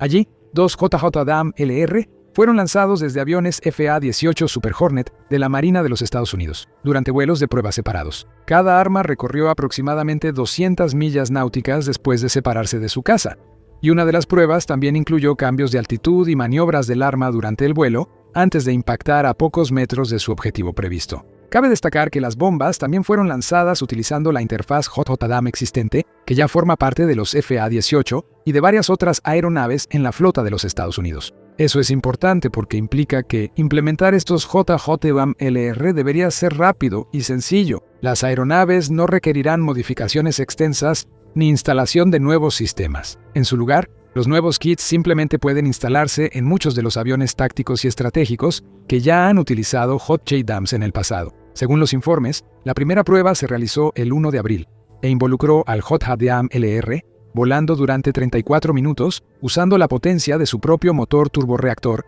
antes de impactar a solo unos metros de su objetivo previsto. Dado que este tipo de sistema normalmente se acopla a bombas que pesan un mínimo de 500 libras o 226 kilogramos, ese tipo de margen de error es perfectamente aceptable, ya que la explosión seguiría siendo lo suficientemente fuerte como para causar daños significativos a cualquier estructura cercana. Un par de días después, el 3 de abril, se realizó la segunda prueba, aunque con un par de diferencias clave. Esta vez, en lugar de volar en una trayectoria relativamente lineal y directa hacia su objetivo, al JHDAM LR se le asignó seguir un perfil de vuelo más complejo, que incluía cambios repentinos de altitud y maniobras en el aire. Estos movimientos serían necesarios en combate real para que estas municiones inteligentes evadan defensas enemigas y alcancen sus objetivos más fácilmente. Nuevamente, se dijo que la prueba fue un gran éxito, y según los informes, la munición guiada de precisión cubrió una distancia similar y logró un resultado parecido al del lanzamiento del 1 de abril. Esta es una noticia increíblemente alentadora. Las pruebas demostraron la separación segura del arma, su interacción con sistemas de aeronaves y el vuelo controlado y propulsado, además de navegar distancias mayores que cualquier sistema JJDM previo. En otras palabras, demostró que el JJDAM-LR ya no era solo un sueño imposible, sino un hardware real y funcional, listo para transformar bombas tontas como las MK-82, 83 y 84 en misiles de crucero propulsados por chorro y de base embarcada, capaces no solo de volar cientos de millas, sino también de hacerlo a altas velocidades. Los expertos han estimado que los JJDAM, utilizados en las pruebas de principios de abril, probablemente viajaban a unas 400 millas por hora, si no es que más, basándose en la distancia que recorrieron y los tiempos de vuelo registrados. La mejor parte de todo es que, al igual que las versiones anteriores del JJDAM, el JJDAM-LR no es ni de cerca tan caro como lo sería un misil de crucero real. Sí tiene un precio más alto que el JDAM original y el JDAM-R más avanzado, con un costo total del sistema estimado en alrededor de $200,000 por unidad. Pero cuando comparas eso con los precios de $1 millón o más asociados con los JASSMs y los Tomahawks, la diferencia es clara. Por el costo de solo un JASSM, Estados Unidos podría crear 5 bombas JJDAM-LR. Por lo que cuesta un Tomahawk, podría obtener 10 municiones de precisión de largo alcance, listas para desatar el infierno sobre sus enemigos. Pero antes de que veamos en mayor detalle las variantes únicas LR con las que la Marina podría estar trabajando pronto, si este es el tipo de información que quieres ver más, asegúrate de estar suscrito a The Military Show. Lo desglosamos así cada semana. Ahora, el JJDAM-LR básico ya es extraordinario, con el potencial de darle a bombas no guiadas de 500 libras un alcance operativo de más de 300 millas náuticas o 345 millas o 555 kilómetros, pero Boeing claramente planea llevar esta tecnología tan lejos como sea posible y de más maneras de las que los expertos imaginaron inicialmente. La primera de las 3 variantes adicionales de este sistema es el JJDAM-LR señuelo. Como indica su nombre, esta arma no se usa para atacar sistemas de defensa aérea o infraestructura, sino para confundir al enemigo o incluso hacer que desperdicie sus propios misiles de $1 millón frente a una amenaza percibida. Los señuelos LR reemplazan las ojivas explosivas por tanques de combustible auxiliares, lo que puede aumentar su alcance operativo a unos extraordinarios 700 millas náuticas, 805 millas o casi 1.300 kilómetros. Los beneficios de una munición como esta son evidentes. Podrían lanzarse en salvas para saturar defensas aéreas enemigas, obligando al oponente a gastar interceptores y así crear corredores seguros para que ojivas reales o aeronaves tripuladas los sigan. Por su tamaño, velocidad y alcance, los señuelos probablemente aparecerían en el radar como misiles de crucero reales, como el JASSM, y ningún enemigo querría arriesgarse a dejar que un misil así llegue a su objetivo. Incluso si creen que es un señuelo, aún tienen que actuar y derribarlo. Eso resultaría en tiempo, energía y recursos desperdiciados. Aunque la variante de señuelo no parezca importante al principio, en realidad tiene más valor y potencial de lo que aparenta. Las 2 variantes restantes, que están enfocadas en operaciones militares marítimas, son quizás las más impresionantes de todas. La primera es la Quick Strike LR. Al igual que la JJDAM-LR básica, esta en realidad es una evolución natural de un sistema ya existente, el Quick Strike ER. El Quick Strike ER original era, en pocas palabras, una bomba de propósito general de 2.000 libras que se equipaba con componentes de mina submarina, incluyendo un nuevo espoleta, y luego se le añadía el kit tradicional de alas planeadoras de alcance extendido JJDM. El resultado, una enorme mina submarina que puede ser desplegada desde distancias de hasta 40 millas de su área objetivo. Cuando la munición se acerca a las coordenadas objetivo, desciende rápidamente hacia el agua, impacta y se despliega como mina naval. La mina se hunde despacio, usualmente en aguas de hasta 300 pies de profundidad, y espera a que un objetivo se acerque. Su dispositivo de detección de objetivos, Mark 57, a bordo, puede entonces detectar las firmas de embarcaciones enemigas en el área, pero no necesariamente detonan de inmediato. Pueden esperar el momento ideal, distinguir tipos de barcos o contarlos mientras pasan, y explotar solo cuando sea mejor para causar más daño, ya que se usan en cuerpos de agua relativamente poco profundos, como canales de navegación, canales, ríos, vías fluviales interiores y puertos. Pesan hasta 2.000 libras y pueden hundir incluso los barcos de guerra más grandes sin dificultad. Y solo se necesita un bombardero B-52 para lanzar hasta 12 de estas megaminas desde decenas de millas de distancia. Ahora imagina si ese alcance se multiplicara varias veces. Ahí es donde entra la Quick Strike LR. Aquí, Boeing mejoró el kit original de alas planeadoras de la versión ER con un motor turborreactor Tobo, extendiendo el alcance operativo a más de 300 millas. El impacto de eso no puede subestimarse. Antes, si Estados Unidos quería minar vías fluviales, incluso con un sistema Quick Strike, debía enviar bombarderos y tripulaciones cerca de los objetivos, exponiéndolos a riesgos y desafíos logísticos. Ahora, con el Quick Strike LR, todo ese problema deja de ser un problema. Estados Unidos tendrá el poder de minar vías fluviales que están literalmente a cientos de millas de distancia, operando desde espacio aéreo amigo o neutral, en lugar de tener que enviar a sus tripulaciones y bombarderos de miles de millones de dólares detrás de las líneas enemigas, arriesgando vidas en el proceso. Esto abre muchas oportunidades para el ejército de Estados Unidos y al mismo tiempo infunde miedo en sus enemigos, al ver que ni siquiera sus vías fluviales mejor defendidas o más profundas serán realmente seguras. La variante final del JDAM LR es la versión de ataque marítimo, y ni Boeing ni el ejército han publicado mucha información específica sobre esta iteración. Sin embargo, aún podemos hacer una suposición fundamentada sobre su diseño y capacidades, ya que lo más probable es que sea otro ejemplo de una versión mejorada de un sistema preexistente, concretamente la munición QuickSync del Laboratorio de Investigación de la Fuerza Aérea, AFRL por sus siglas en inglés. El QuickSync se basa en los cimientos establecidos por el JDAM al introducir sistemas de guía adicionales en el kit base. Para ser más preciso, reemplaza la sección frontal de la munición con un paquete de buscador multimodo que combina capacidades de radar e imagen infrarroja en un solo sistema integrado. Esto significa que, mientras los JDAM convencionales normalmente solo son efectivos para atacar objetivos fijos en ubicaciones específicas, el QuickSync usa sistemas de guía JDAM para acercarse a un barco objetivo y luego emplea sensores de radar e infrarrojos para localizar y enfocarse en la embarcación a atacar. Es decir, actúa contra buques de guerra en movimiento. De hecho, puede calcular la dirección y la velocidad de desplazamiento de un barco, ajustando su propia trayectoria en consecuencia para impactar con éxito el casco de la embarcación, justo debajo de la línea de flotación, cada vez.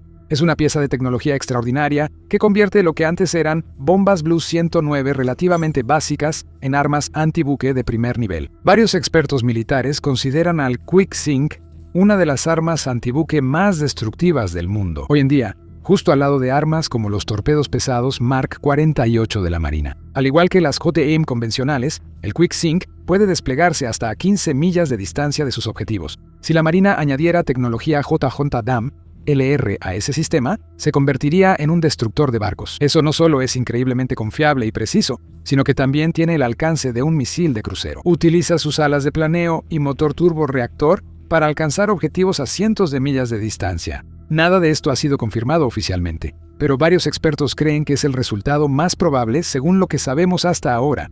Además de todo esto, vale la pena reiterar que la nueva tecnología JDAM LR introduce la capacidad de que estas municiones de precisión generen su propia energía eléctrica gracias a sus motores de turbina a bordo, la cual pueden usar para alimentar sistemas y complementos adicionales, como buscadores más avanzados, enlaces de comunicación y más. En otras palabras, con las mejoras LR, los JDAM están por volverse mucho más inteligentes y significativamente más capaces que nunca antes. Además, aunque las pruebas de la Marina solo involucraron ojivas de 500 libras, ciertamente es factible que los kits JDAM LR también sean compatibles con ojivas de otros pesos y clases.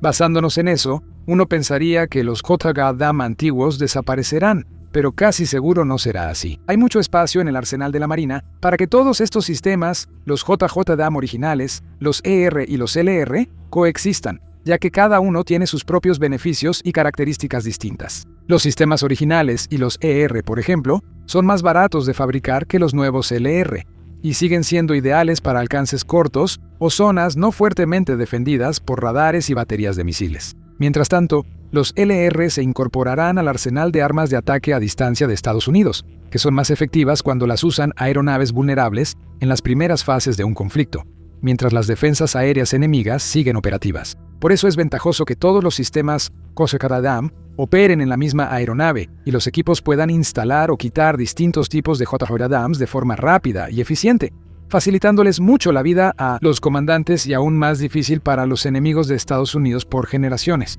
El ejército de Estados Unidos está por hacer algo descabellado. Esto no se trata de Irán, no se trata de otra invasión. Mira al cielo porque Estados Unidos está sacando algo directamente de Star Wars que arruinará los planes de largo alcance de sus enemigos. Esos enemigos están asustados por lo que Estados Unidos está a punto de poner a cientos de millas sobre su territorio, y deberían estarlo. Pero hay capas en esta locura. El arma en sí ya es bastante loca, pero el costo, eso está en otro nivel completamente diferente de locura.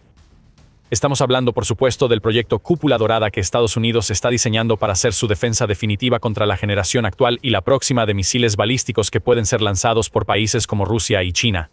Ya sabemos lo básico. Los interceptores espaciales derribarán misiles balísticos en su fase de impulso, evitando que los interceptores terrestres tengan que destruirlos cuando regresan a la Tierra. Ahora tenemos detalles y nuestro primer vistazo real a la Cúpula Dorada. La Oficina de Presupuesto del Congreso, CBO, publicó una estimación de costos de una versión conceptual de la Cúpula Dorada dándonos ese vistazo. Consideren el costo, volveremos a ello. Primero, la CBO afirma que la Cúpula Dorada tendrá una constelación de 7.800 interceptores antimisiles orbitando la Tierra, listos para derribar cualquier misil balístico que detecten. Esos 7.800 interceptores de misiles representarán el 60% del costo total que la CBO ha calculado. Aún no sabemos los detalles de esos interceptores. No es que Estados Unidos vaya a poner misiles Patriot en la Luna, pero sí sabemos que alguien está trabajando en su desarrollo. Ese alguien es Lockheed Martin. Reveló parte de sus planes en un comunicado del 1 de mayo, donde explicó que el Comando de Sistemas Espaciales de la Fuerza Espacial de Estados Unidos eligió a la empresa para desarrollar capacidades que respalden el programa de interceptación basada en el espacio, SBI o Cúpula Dorada. El comunicado de prensa es bastante genérico. Lockheed Martin destaca su experiencia con interceptores de misiles probados en combate, como los PAC-3 de los sistemas Patriot, y menciona sumar una capa temprana al escudo multidominio que protege al país. Pero en cuanto a lo que tiene bajo la manga ahora que fue seleccionada para el proyecto Cúpula Dorada, Lockheed Martin se está guardando sus cartas. Estados Unidos no permitirá que se sepa cómo funcionan sus interceptores espaciales antes de instalarlos y activarlos. Ya empezamos a imaginar cómo será la Cúpula Dorada. La red de defensa aérea que lleva décadas desarrollándose ahora parece una realidad. Y el apodo de la Guerra de las Galaxias que desacreditó la idea en el pasado ha dado un gran paso para parecer algo real. Y no serán solo 7.800 sistemas de defensa aérea en órbita los que conformarán la Cúpula Dorada. La Oficina de Presupuesto del Congreso dice que representan el 60% del presupuesto estimado presentado. Funcionarios estadounidenses han señalado otros aspectos de la Cúpula Dorada. El 29 de abril, el Washington Times informó comentarios del general de la Fuerza Espacial Michael A. Getline. Él dirige Cúpula Dorada y explicó el objetivo del programa. La Cúpula Dorada está diseñada para enfrentar la próxima generación de amenazas aéreas, que incluye sistemas aéreos no tripulados contra nuestro territorio, misiles de crucero, misiles hipersónicos y misiles hipersónicos maniobrables, así como misiles balísticos lanzados desde el aire y desde el mar, dijo Getline. Eso es un espectro muy amplio que cubrir, y ni siquiera 7.800 interceptores de misiles en el espacio podrían ser suficientes para detener todos estos tipos de armas. Esto aplica especialmente a los misiles de crucero, que vuelan cerca del suelo en vez de ir al espacio. La Cúpula Dorada parece tener soluciones, pero como los interceptores de Lockheed Martin, los detalles son vagos. Según el Washington Times, la Cúpula Dorada protegerá a los 50 estados e incorporará armas de alta tecnología e inteligencia artificial a los sistemas de defensa actuales, dijo él.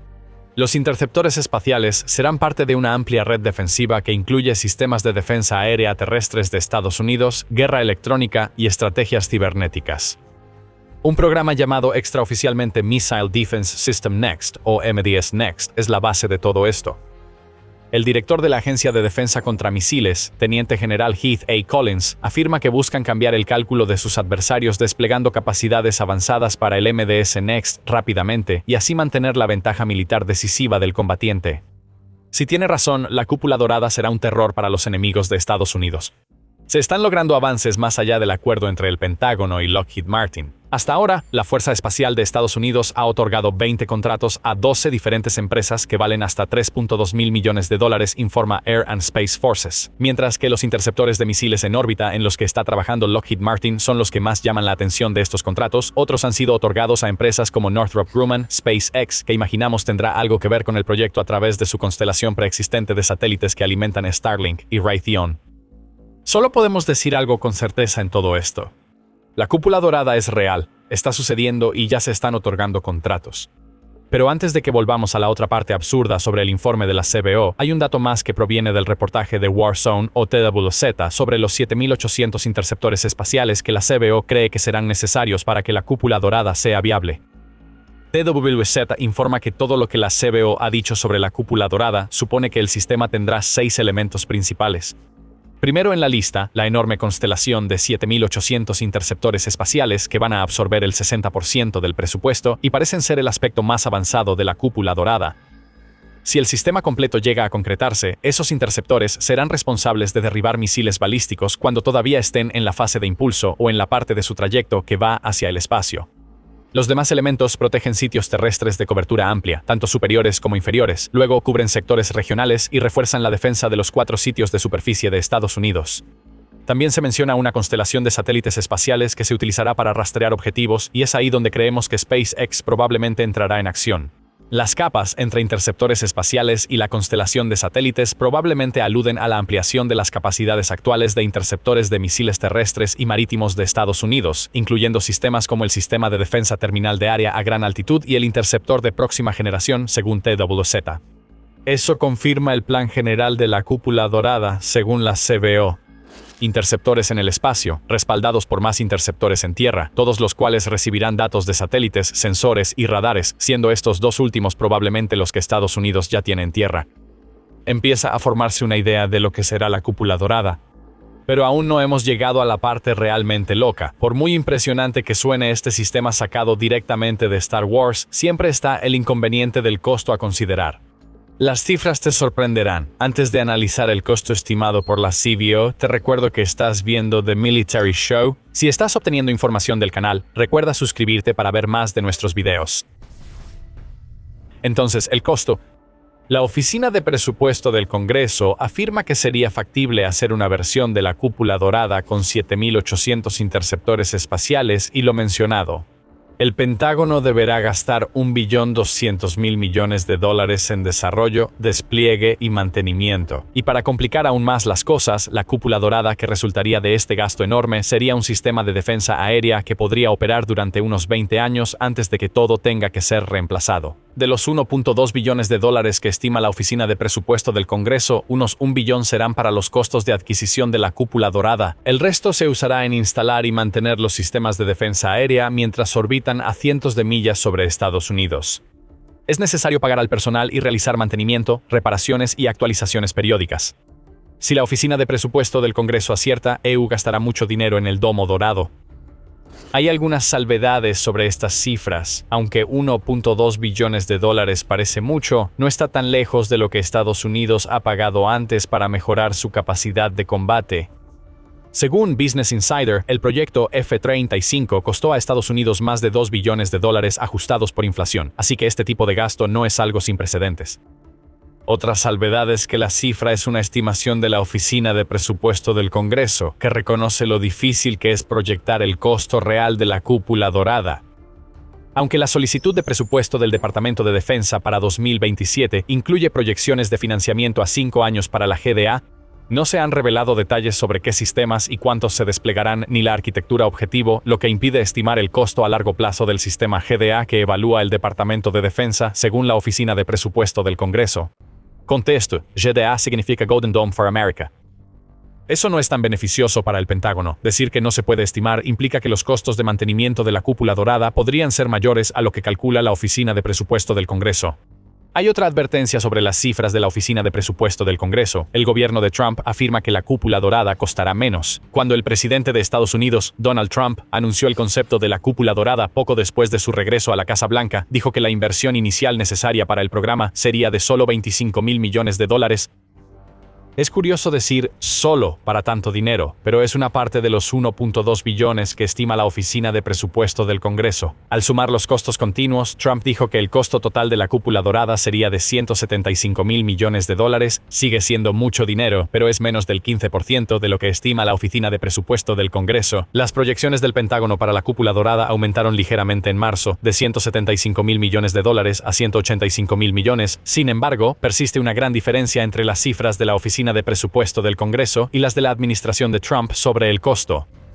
Entonces, ¿a qué se debe? La Oficina de Presupuesto del Congreso tiene una posible explicación. El Departamento de Defensa de Estados Unidos, o DoD, parece que presenta costos que cubren un periodo de tiempo más corto que el análisis de la Oficina de Presupuesto del Congreso y pueden reflejar un alcance diferente de actividades y categorías presupuestarias, señala la Oficina de Presupuesto del Congreso. Esto puede significar dos cosas. O el Pentágono, el Departamento de Defensa y la administración Trump tienen un alcance más limitado para la cúpula dorada, o, si la Oficina de Presupuesto del Congreso tiene razón, las proyecciones de costos de la administración Trump son muy inexactas. Solo lo sabremos cuando se publiquen detalles concretos sobre la cúpula dorada. Y hay un aspecto más de la estimación de la Oficina de Presupuesto del Congreso que vale la pena mencionar en todo esto. Por muy impresionante que sea el titular de 7.800 interceptores de misiles en el espacio, hay limitaciones en toda la red. La Oficina de Presupuesto del Congreso afirma que la versión espacial de la cúpula dorada solo podrá enfrentar 10 objetivos a la vez. Parece un número muy pequeño, aunque hay motivos para eso. Un misil balístico en su fase de impulso solo ofrece una ventana de entre 3 y 5 minutos para que un sistema de defensa aérea lo derribe. Para que la cúpula dorada derribe ese misil, necesita estar en una órbita terrestre baja de entre 186 y 310 millas. El problema es que los satélites en órbita baja no pueden permanecer fijos sobre un punto del planeta. Siempre están en movimiento, orbitando en una banda centrada en el ecuador y limitados por la inclinación orbital establecida al norte y sur. El problema es que Estados Unidos necesitará suficientes satélites en los lugares adecuados para lanzar interceptores y derribar amenazas de misiles balísticos. La Oficina de Presupuesto del Congreso da un ejemplo. EU necesitaría 20 satélites interceptores en la ubicación adecuada si sus interceptores de misiles disparan 2 por cada 10 misiles balísticos. Para que aumente la cantidad de misiles balísticos que se pueden interceptar al mismo tiempo, Estados Unidos tiene que enviar más satélites al espacio. Eso aumenta el costo, probablemente mucho más de los 1.2 billones de dólares que calcula la Oficina de Presupuesto del Congreso. Dice que se requerirían unos 30,000 satélites para respaldar 7.800 interceptores de misiles en el espacio durante 20 años. Así que Estados Unidos tiene un desafío que resolver aquí. Después de todo, la administración de Trump ha dejado en claro que la cúpula dorada está destinada a brindar cobertura contra las amenazas de todos los posibles enemigos de Estados Unidos, incluyendo a China y Rusia. Las estimaciones de la CBO sobre cómo será el sistema parecen estar más enfocadas en lo que llaman amenazas regionales, como las que representan Corea del Norte e Irán, donde puede ser bastante fácil predecir desde dónde se lanzará un misil balístico. La CBO concluye algo simple. La cúpula dorada será mucho mejor que cualquier cosa que Estados Unidos tenga actualmente, pero aún así puede que no sea suficiente para contrarrestar un lanzamiento masivo de misiles balísticos por parte de uno de los rivales más aterradores de Estados Unidos. Por supuesto, necesitamos más detalles de la Casa Blanca sobre los aspectos específicos de lo que pretende para la cúpula dorada. Sabemos para qué está diseñada, sabemos la estimación de la Oficina de Presupuesto del Congreso sobre cómo tendría que ser este sistema tan descabellado. Pero cuando se trata de los detalles técnicos, la Casa Blanca no ha revelado mucho más allá de distribuir un puñado de contratos. Según Defense Express, se ha mencionado que Estados Unidos podría fortalecer su infraestructura lunar y establecer bases en la Luna, mostrando las ambiciones del gobierno de Trump. Los detalles concretos son escasos, pero aún así, los enemigos de Estados Unidos temen a la cúpula dorada. Y no somos solo nosotros quienes lo decimos. En los meses que siguieron al anuncio del proyecto por parte de Estados Unidos, la mayoría de las naciones que podrían considerarse sus enemigas se indignaron por la cúpula dorada. Corea del Norte condenó la idea, llamándola un escenario de guerra nuclear en el espacio exterior que respalda la estrategia de dominación unipolar de Estados Unidos y consideró esto típico de la arrogancia estadounidense. Duras palabras de un país liderado por un dictador desequilibrado con sus propias ambiciones nucleares. Rusia y China respondieron al cúpula dorada con una declaración conjunta, calificándolo de profundamente desestabilizador y afirmando que su existencia impulsaría a otros países a desarrollar medios cinéticos y no cinéticos para contrarrestarlo. Pero la verdadera perspectiva sobre cómo se sienten China y Rusia respecto al cúpula dorada proviene de lo que significa en términos de los aspectos espaciales del futuro de la guerra. La situación empeora porque el programa Cúpula Dorada para América prevé fortalecer el arsenal para operaciones de combate en el espacio, desarrollando y desplegando sistemas de intercepción orbitales y convirtiendo el espacio exterior en un entorno para emplazar armas y en un escenario de confrontación armada, según la declaración conjunta. Aquí es donde surge el miedo. Si Estados Unidos implementa el Cúpula Dorada, sin importar la configuración, América dará un gran salto en la próxima frontera de la guerra. Rusia y China han estado tomando medidas para dominar el espacio junto a Estados Unidos, aunque no lo admiten. TWZ y Georgetown Security Studies Review indican que las tres naciones han probado armas antisatélite en los últimos años, y los enemigos de Estados Unidos ya parecen haber puesto interceptores de misiles en el espacio. China, en particular, está probando lo que se sospecha que es una capacidad de órbita terrestre geosincrónica que podría amenazar los sistemas de Estados Unidos, incluyendo el GPS y la infraestructura estadounidense de alerta temprana de misiles. Cuando Rusia y China hacen declaraciones conjuntas, pueden presentar a Estados Unidos como responsable de alterar la seguridad global. Pero lo que realmente quieren decir es que no se les está dando vía libre para adelantarse en la carrera de la guerra espacial. El Instituto de Guerra Moderna en West Point lo explica en términos de guerra tradicional. Afirma que en las guerras los bandos siempre han buscado la ventaja de la altura. Cuando controlas esa altura, controlas toda la pelea. Por eso las fortalezas se hacían en las colinas. La altura da mejor vigilancia y ventaja sobre un enemigo que se cansa al acercarse. En su nivel más básico, eso es lo que ahora estamos viendo con proyectos como la Cúpula Dorada. Ahora, la posición elevada está fuera de este mundo. El instituto afirma que el futuro de la guerra dependerá de qué nación logre posicionar primero sus recursos en el espacio antes de que el enemigo reaccione. La naturaleza de la guerra está empezando a cambiar. Lo que antes era puramente estratégico, ahora cada vez más se está volviendo técnico. Eso ocurre desde hace tiempo. Los sistemas de armas modernos existen por los grandes avances tecnológicos. Pero para lo que Estados Unidos se está preparando ahora son guerras que se librarán en una nueva frontera. La Cúpula Dorada está diseñada para darle a América una ventaja temprana en la nueva arena de la guerra. Lograrlo depende de cuánto esté dispuesto a invertir Estados Unidos en un proyecto que, según la Oficina de Presupuesto del Congreso, podría encarecerse. ¿La Cúpula Dorada es un despilfarro o un avance bélico?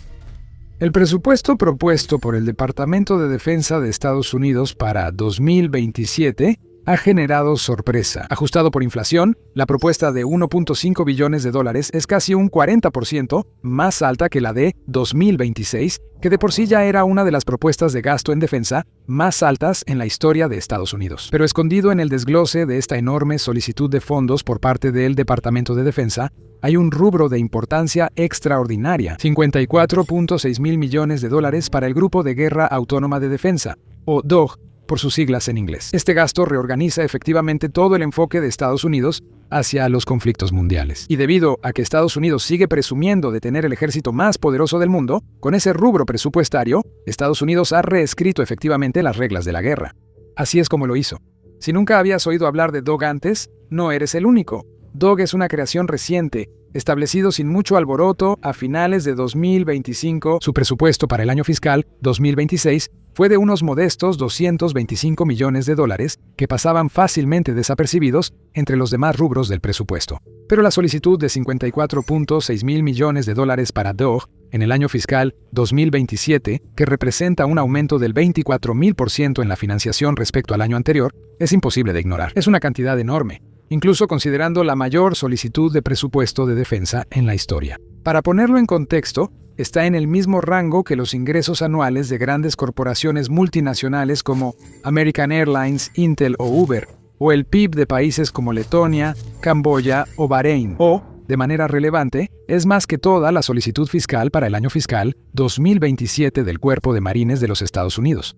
$52.8 mil millones y uno de los rubros más grandes del presupuesto. Así que DOG es claramente una iniciativa de alta prioridad. De hecho, un presupuesto de esta magnitud, solicitado para una organización que no existía hace 18 meses, no tiene precedentes en tiempos modernos. Pero, ¿qué es exactamente DOG y cómo se va a gastar todo ese dinero? Como su nombre lo indica, el Defense Autonomous Warfare Group, o DOG, está destinado a ser un programa del Pentágono para la adquisición, desarrollo e integración que coordinará las operaciones de drones, aeronaves y embarcaciones en todos los dominios de combate. Su establecimiento es, en efecto, una evolución en la forma en que el ejército de Estados Unidos aborda la guerra autónoma. aunque no al nivel de comandos unificados como el Comando Espacial en 2019 o el Comando Cibernético en 2017. En cambio, DOG refleja un cambio en las prioridades dentro de la adquisición e integración, con la lógica que refleja el énfasis creciente que representaban esas organizaciones anteriores. El Congreso autorizó esos comandos especializados porque los enfoques fragmentados de los servicios en los ámbitos espacial y cibernético habían creado redundancias o brechas peligrosas con el tiempo. Actualmente, la amplia variedad de iniciativas de Estados Unidos en sistemas autónomos no tripulados e inteligencia artificial en las distintas ramas amenaza con generar el mismo tipo de riesgos. El establecimiento del DOG representa un intento de controlar esos riesgos. El control centralizado debería agilizar el desarrollo de sistemas autónomos por parte del ejército estadounidense, asegurando que las diferentes ramas de servicio no persigan objetivos tácticos en conflicto ni tecnologías o estándares técnicos incompatibles. Más importante, la creación del DOG refleja la intención de Estados Unidos de mantener su dominio militar y no quedarse atrás ante los cambios en la guerra. Como lo han demostrado claramente las guerras en Ucrania y el Golfo Pérsico, los drones ahora dominan la guerra en todos los ámbitos. Se estima que al menos el 70% de las pérdidas de equipo y personal en ambos bandos, tanto ruso como ucraniano, ahora son causadas por drones. Los drones autónomos controlados por IA parecen ser la próxima frontera, así que tiene perfecto sentido que Estados Unidos priorice estos sistemas de manera tan audaz. Los beneficios hablan por sí mismos. Los sistemas autónomos controlados por IA proporcionan a los ejércitos mayor velocidad operativa, precisión y seguridad al minimizar el riesgo humano en zonas de combate. Aceleran la toma de decisiones, mejoran la precisión en el reconocimiento de objetivos y permiten misiones complejas en entornos muy peligrosos para humanos. La IA opera a velocidades de máquina, acelerando el ciclo de observar, orientar, decidir y actuar, ODA, y procesando grandes cantidades de datos más rápido que los analistas humanos. El resultado: una detección y respuesta a amenazas más rápida. Como mostró la implementación del software proyecto Maven de Palantir en Estados Unidos, los algoritmos de aprendizaje automático mejoran el reconocimiento y clasificación de objetivos. Eso reduce el error humano y el daño colateral potencial al proporcionar una identificación de amenazas más consistente y precisa. La inteligencia artificial también brinda ahorros operativos y logística más eficiente. Mantenimiento predictivo con inteligencia artificial que informa a los operadores cuándo es necesaria una reparación. Reduce el tiempo de inactividad del equipo, mientras que la vigilancia y la logística automatizadas reducen la mano de obra necesaria para la supervisión y entrega de suministros las 24 horas del día, los 7 días de la semana. En el campo de batalla, los drones autónomos en tierra, mar y aire pueden realizar tareas aburridas, sucias y peligrosas, como despeje de rutas, desactivación de bombas y reconocimiento. Eso reduce los requerimientos de personal y puede disminuir significativamente las bajas propias. Nuevas tecnologías como los enjambres de drones pueden coordinarse autónomamente para superar defensas enemigas u operar en áreas restringidas, algo que los métodos tradicionales no logran. La implicación es clara. Si Estados Unidos quiere extender su dominio militar y su capacidad de imponerse con rapidez, entonces la integración profunda de sistemas autónomos impulsados por IA es absolutamente esencial. Solo hay un detalle. Sin un control unificado del ecosistema de drones, desde la producción y la adquisición hasta el despliegue, los niveles de letalidad y eficiencia de los drones vistos en Ucrania son menos alcanzables. Así que, como podrías esperar, los ejércitos de todo el mundo están tomando medidas para establecer servicios, comandos u organizaciones dedicados a sistemas no tripulados dentro de sus filas. Ucrania fue el primero. Las Fuerzas de Sistemas No Tripulados, o SBS, se establecieron formalmente el 11 de junio de 2024. Es la primera rama de servicio dedicada solo a sistemas no tripulados en cualquier ejército y es prolífica. A finales de 2025, estaba realizando entre 100.000 y 120.000 salidas de drones por mes. Rusia también tiene una fuerza dedicada a sistemas no tripulados, la VBS, que también es una abreviatura de Fuerzas de Sistemas No Tripulados, solo que en ruso, no en ucraniano. La VBS se estableció el 12 de noviembre de 2025, aproximadamente 17 meses después que Ucrania. Sin embargo, a diferencia de la SBS, la VBS está clasificada como un arma de combate en lugar de una rama independiente de las Fuerzas Armadas. Mientras que la SBS opera como su propia rama distinta de las Fuerzas Armadas de Ucrania, los regimientos de la VBS se asignan dinámicamente a unidades de fuerzas terrestres, navales o aerotransportadas. Eso no significa que los rusos no tomen el mando y control de drones tan en serio como Ucrania. La innovación ucraniana en el campo los ha obligado. Documentos de reclutamiento filtrados indican un objetivo de 78.800 personas para operaciones de drones para finales de 2026, con planes de expandirse eventualmente a casi 210.000. Países como China, Irán y Corea del Norte han adoptado una estrategia distinta ante el mismo problema. El programa de drones de Corea del Norte es coordinado por el Complejo de Tecnología Aeronáutica No Tripulada, una entidad especializada del Departamento de Industria de Municiones. Sin embargo, el control operativo real parece estar fragmentado. Irán, por su parte, ha integrado fuertemente los drones en todos los aspectos de sus fuerzas armadas, pero su estrategia de defensa en mosaico enfatiza la descentralización, lo que le permite seguir lanzando drones y misiles desde todo el país, aparentemente sin perder el ritmo, incluso después de que la mayoría de sus comandantes fueran asesinados o murieran en combate por ataques aéreos de Estados Unidos e Israel. El enfoque de China es distinto otra vez, pero quizás sea el más parecido al modelo ruso. En lugar de establecer un servicio dedicado a sistemas no tripulados, el Ejército Popular de Liberación ha priorizado la inteligentización como parte de su modernización desde 2020. El plan es integrar sistemas no tripulados y autónomos en los 5 servicios y en los 5 comandos de teatro, pero aparentemente sin un mando centralizado y unificado. No se sabe si es una decisión estratégica o solo van más lento que Estados Unidos, pero sí es claro que Estados Unidos eligió un modelo centralizado. Y DOG es el resultado. Ahora, el concepto de DOG no surgió de la nada. En gran medida, es una extensión y consolidación de programas militares estadounidenses anteriores en un conjunto más cohesivo y poderoso. El principal de ellos es el programa Replicator. La iniciativa Replicator fue lanzada en agosto de 2023 por la ex subsecretaria de Defensa Kathleen Hicks. El programa tenía como objetivo desplegar miles de drones autónomos desechables de bajo costo, basados en sistemas de IA en múltiples dominios para agosto de 2025, principalmente para contrarrestar el crecimiento militar de China. Se esperaban cientos de miles de drones de ataque de un solo uso para 2028. Sin embargo, en lugar de lograr su objetivo de desplegar varios miles de sistemas, el programa se topó con varios problemas y, según se informa, solo desplegó cientos de unidades para la fecha objetivo. Se informa que algunos sistemas del programa Replicator eran poco confiables o muy caros. Algunos se fabricaron muy lento para obtenerlos en la cantidad requerida y otros no funcionaron como se esperaba. Lo más revelador es que, según informes, el Pentágono tuvo problemas para encontrar software capaz de controlar muchos drones de distintas compañías coordinados para buscar y atacar un objetivo. Como veremos en breve, esta arquitectura de software unificada, impulsada por IA, no es solo un elemento en una lista de deseos. Es absolutamente central para la nueva forma de hacer la guerra inspirada en DOG. De hecho, la capa de comando y control de software para flotas autónomas heterogéneas es una de las principales subcategorías de gasto en esa solicitud de financiamiento de $54.6 mil millones en The Military Show. Profundizamos para mostrarte el panorama completo. No solo repetimos los titulares de otros canales. Filtramos entre el ruido para traerte las historias reales y por qué son importantes. Si aún no lo has hecho, suscríbete al canal para que siempre estés al tanto. Vamos a desglosar lo que el Departamento de Defensa espera recibir a cambio de su inversión de $54.6 mil millones. La primera categoría de gasto es la continuación y expansión del portafolio heredado de Replicator, que incluye grandes drones de ataque de un solo uso, vehículos de superficie no tripulados y vehículos submarinos no tripulados. El análisis de la industria ha citado un objetivo de más de 200.000 sistemas autónomos a través de las líneas DOG y de dominio de drones para el año fiscal 2028.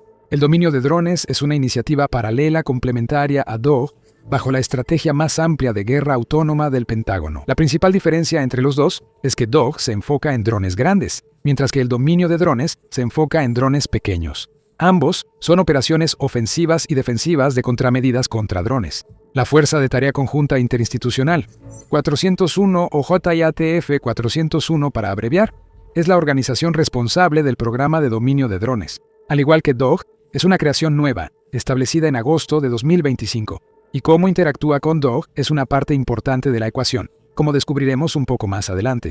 La segunda categoría de gastos de DOG es el mencionado software de mando y control habilitado con IA, y podría decirse que es la más crítica. La incapacidad de Replicator para obtener un sistema así es vista como una de las fallas clave de la arquitectura original de la iniciativa. Es prácticamente imposible coordinar enjambres de drones compuestos por diferentes drones de distintos fabricantes dentro de una estructura integral de mando y control sin un sistema así. Bueno, prácticamente imposible, pero quizás no totalmente imposible. El Pentágono está buscando activamente una solución. Por ejemplo, en enero de 2026 lanzó el desafío de premio al orquestador de vehículos autónomos, que tiene como objetivo identificar precisamente ese tipo de software de coordinación de enjambres de drones, con un fondo máximo de premios de $100 millones. Sin embargo, una vez que se haya identificado el software adecuado, la inversión subyacente en mando y control probablemente alcanzaría varios miles de millones de dólares durante los 5 años completos del programa. Tiene sentido, por el alto costo de la potencia computacional que exige la inteligencia artificial avanzada y porque la IA será central en las operaciones de DOG. Ahora, el hecho de que la IA esté en el centro de DOG no es sorprendente en sí mismo.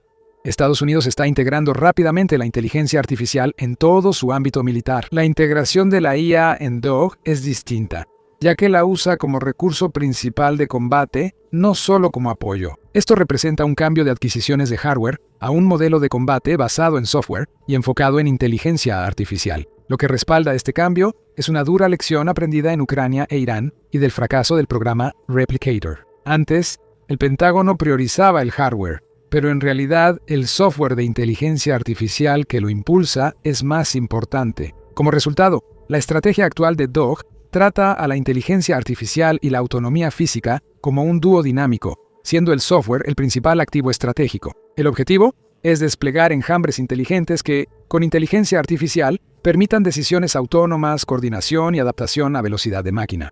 Y eso depende más de la calidad del software que de cualquiera de los dispositivos que controla. Para agilizar el desarrollo de software impulsado por IA, para orquestar y centralizar la operación de sus sistemas no tripulados, DOG también impone arquitecturas modulares de sistemas abiertos, o MOSA, y el protocolo de decretos de datos del Departamento de Defensa. Eso significa que todas las plataformas deben ofrecer interfaces estandarizadas para integración de terceros y actualizaciones remotas. El objetivo es permitir iteraciones a velocidad comercial, lo que representaría un cambio importante frente a los ciclos tradicionales de adquisición de defensa. De manera algo controvertida, DOG se aparta drásticamente de las normas civiles de IA al rechazar modelos con salvaguardas éticas restrictivas. El modelo Claude de Anthropic fue ampliamente usado por el ejército de Estados Unidos y, según informes, en la operación para secuestrar al presidente venezolano Nicolás Maduro. Sin embargo, bajo presión pública, Anthropic posteriormente expresó objeciones sobre el uso sin restricciones de Claude para fines militares. En poco tiempo, el Departamento de Guerra de Estados Unidos calificó a la empresa como un riesgo en la cadena de suministro. Como resultado de este incidente, según la estrategia de IA del Departamento de Defensa de enero de 2026, DOGE ahora exige modelos de uso legal sin ajustes ideológicos ni políticas restrictivas que limiten la efectividad en combate. Eso incluye productos de empresas como Palantir, cuyo manifiesto publicado recientemente rechaza las restricciones éticas en el uso de la IA. Según ese manifiesto, Palantir parece el socio ideal para DOG. Como se mencionó, su software Project Maven ya es ampliamente usado en las Fuerzas Armadas de Estados Unidos. Y puntos clave del manifiesto, como que el poder duro de este siglo se basará en software y que la élite de ingenieros debe participar activamente en la defensa nacional, muestran una fuerte alineación ideológica y operativa con DOG. La tercera categoría de actividades de DOG incluye simulación, experimentación y desarrollo de conceptos operativos. Como lo describió el almirante Samuel Paparo en el Foro Nacional de Defensa Reagan en diciembre de 2025, esta línea incluye tanto ejercicios de fuego real en campos de entrenamiento dentro de Estados Unidos continentales, como simulaciones realizadas a través del entorno de Enders Foundry. Enders Foundry es uno de los 7 proyectos pioneros, o PSP, lanzados por el Departamento de Defensa como parte de la estrategia de aceleración de IA mencionada anteriormente, revelada en enero. Nombrado por la novela El juego de Ender, el proyecto busca crear ciclos de retroalimentación más cercanos entre el desarrollo de simulaciones, SimDev, y las operaciones reales, SimOps. El objetivo es probar, perfeccionar y adaptar rápido tácticas contra adversarios con inteligencia artificial. En Ucrania, se ha visto que las contramedidas a tecnologías enemigas pueden activarse entre 4 y 8 semanas tras su introducción. Por eso, la rapidez y calidad de la retroalimentación y la iteración son clave para el éxito operacional. Esto nos lleva a la cuarta y última categoría de gasto del Departamento de Defensa, probablemente la mayor y la más trascendental de las Fuerzas Armadas de Estados Unidos. Consolidación. Específicamente, la consolidación de los programas de sistemas no tripulados de los servicios preexistentes bajo una sola autoridad departamental. Por un lado, esto tiene todo el sentido del mundo. Como se mencionó antes, este tipo de consolidación minimiza la incompatibilidad entre servicios y asegura una doctrina cohesionada, especialmente para cadenas de destrucción habilitadas por IA y la gestión de batalla. Esta consolidación implica quitar autoridad a los servicios que gestionan programas no tripulados y de IA en Estados Unidos para ponerlos bajo la supervisión de DOGE. Y si la historia nos sirve de guía, ese tipo de realineamiento institucional importante probablemente provocará resistencia institucional. Un proceso similar ocurrió con la Organización de la Iniciativa de Defensa Estratégica, o SDIO. La organización se formó en 1984 para supervisar el programa Star Wars, una iniciativa de defensa antimisiles basada en el espacio de la era de la Guerra Fría, destinada a proteger a Estados Unidos de ataques con misiles balísticos nucleares. El Ejército, la Marina y la Fuerza Aérea, integrados en la SDIO, operan de forma similar a como DOGE lo hará con los sistemas no tripulados de Estados Unidos, pero enfrentó resistencia en el propio establecimiento de defensa de Estados Unidos, así que probablemente ocurra lo mismo por la consolidación de poder de DOGE. Ahora bien, si la oficina del programa DOGE tiene el peso institucional para sostener la consolidación frente a esa resistencia, sigue siendo una incógnita. El precedente de la SDIO sugiere que tales consolidaciones pueden tener éxito si cuentan con respaldo político de alto nivel, están adecuadamente financiadas y producen resultados operativos visibles en un plazo razonable. DOGE ya tiene asegurados los dos primeros. La tercera debería responderse en los próximos 18 meses más o menos. Si lo resumimos, DOGE apunta a ser la iniciativa tecnológica de defensa emblemática del segundo mandato de Donald Trump. Sin embargo, la historia juzgará si tiene éxito o no. El Poder Ejecutivo ya tomó su decisión. En las nuevas reglas de guerra, la inteligencia artificial es clave y la competencia por la autonomía es la más crítica de la era actual. El ejército que la domine primero y mejor, gana, y DOGE es el paso más ambicioso y concreto de Estados Unidos hacia la victoria hasta ahora. Por años, el ejército de Estados Unidos reconoció el potencial de los sistemas no tripulados y autónomos, pero según algunos críticos, no invirtió lo suficiente en ellos. Los $54.6 mil millones de inversión en un solo año fiscal deberían silenciar a esos críticos. Sin embargo, según algunos, como el general retirado David Petraeus, no basta con invertir dinero en software y hardware. Petraeus comandó las fuerzas del ejército de Estados Unidos en Irak y Afganistán, y fue director de la CIA, señala lo que dijo el ex secretario de Defensa Bob Gates. El mayor reto de los sistemas no tripulados era operarlos con personal. Operarlos eficazmente exige personal capacitado, una carrera profesional, capacitación y un marco institucional que respalde las operaciones a distancia. Un dron sin reglas de empleo, cambios sustanciales en la estructura de fuerzas, operadores y unidades capacitados, líderes instruidos, sistemas de mantenimiento, integración de inteligencia y políticas de personal, no es un sistema de armas en absoluto, dice él. Es solo un recurso en una hoja de cálculo. Pero menos del 2% de la inversión en DOGE se está destinando a doctrina e integración. Los elementos que él dice que determinarán si la inversión restante produce una fuerza de combate o un inventario costoso. Él señala que, aunque DOGE tiene mecanismos expansivos, Estados Unidos aún requiere cambios organizacionales y doctrinales rápidos como los de Ucrania, advirtiendo que actualmente hay pocos científicos que lo estén haciendo, especialmente cuando se trata de integrar completamente las capacidades autónomas. Pero aún así será un cambio radical. No se equivoquen, a través de DOGE, el dominio de drones y otros programas, Estados Unidos seguirá gastando más que sus competidores en hardware pilotado remotamente y autónomo, y desarrollará tecnología más avanzada. Las economías de escala derivadas de la organización centralizada de DOGE deberían proporcionar ventajas competitivas adicionales. Y Estados Unidos sigue liderando la carrera de la inteligencia artificial, aunque la brecha, especialmente con China, se está cerrando rápidamente. Sin embargo, como sugiere Petraeus, la asimetría decisiva puede no estar en la escala, sino en la rapidez con la que la experiencia operativa se traduce en adaptación. Las Fuerzas Armadas de Estados Unidos opera 11 portaaviones, muchos más que cualquier otro país en el mundo. Estos enormes aeródromos flotantes son lo que le permite a Estados Unidos proyectar su poder a lo largo y ancho del mundo, a miles de kilómetros de su propio territorio y costas.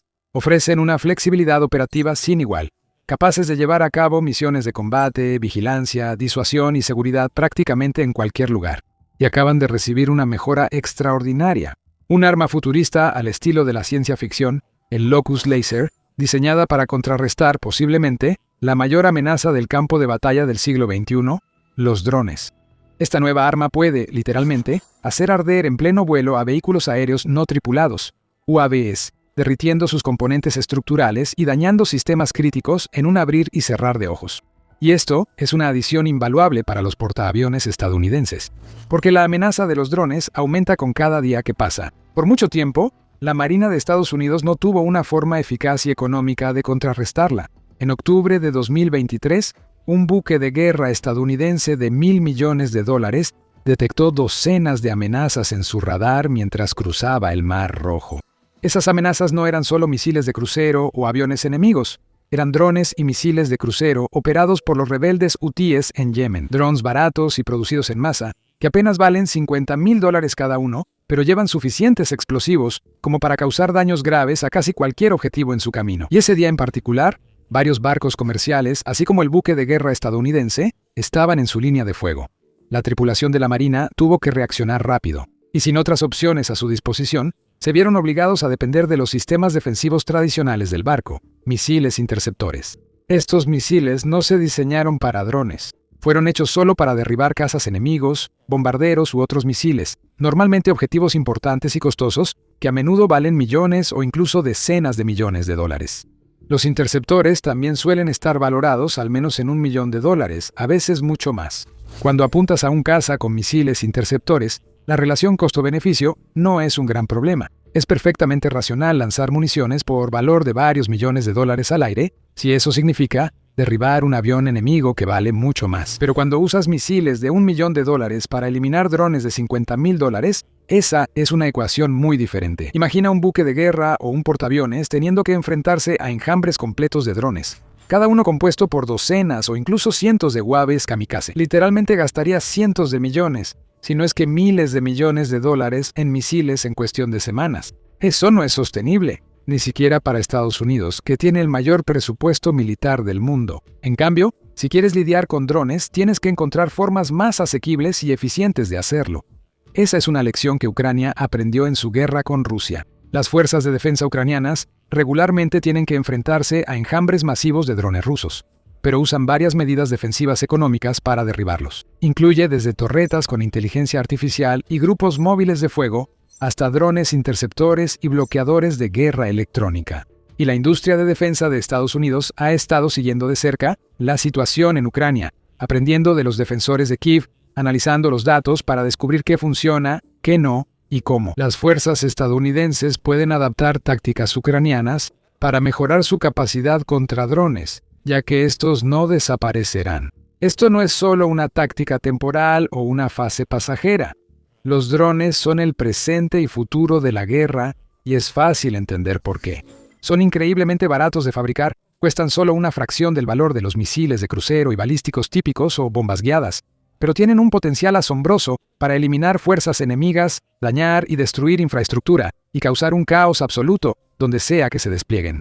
Lo hemos visto en Ucrania y Medio Oriente, y muchos de los principales ejércitos ya desarrollan drones de próxima generación con ojivas más grandes, mejores motores, IA avanzada y capacidades inéditas. China, por ejemplo, ha desarrollado una asombrosa tecnología de enjambre autónomo que permite que literalmente docenas de drones busquen, identifiquen, rastreen y ataquen objetivos con una intervención humana casi nula. Nadie puede ignorar la creciente importancia de los UAV, especialmente Estados Unidos, la fuerza militar más poderosa del mundo desde hace generaciones. Para mantener su lugar en la cima de las clasificaciones, no solo tiene que desarrollar su propio ejército de drones, sino también encontrar las mejores formas de contrarrestar y eliminar drones enemigos, tanto en el aire, en tierra y especialmente en el mar, ya que la Marina de los Estados Unidos tiene que enfrentarse a cientos de amenazas de drones y misiles entrantes solo en el Mar Rojo entre octubre de 2023 y enero de 2025. Ese número solo va a aumentar con el paso de los años, ya que fuerzas como los hutíes pueden producir fácilmente grandes cantidades de drones tipo Sama o Kazav, con la esperanza de abrumar a sus oponentes y bombardear buques de guerra estadounidenses y grupos de ataque de portaaviones.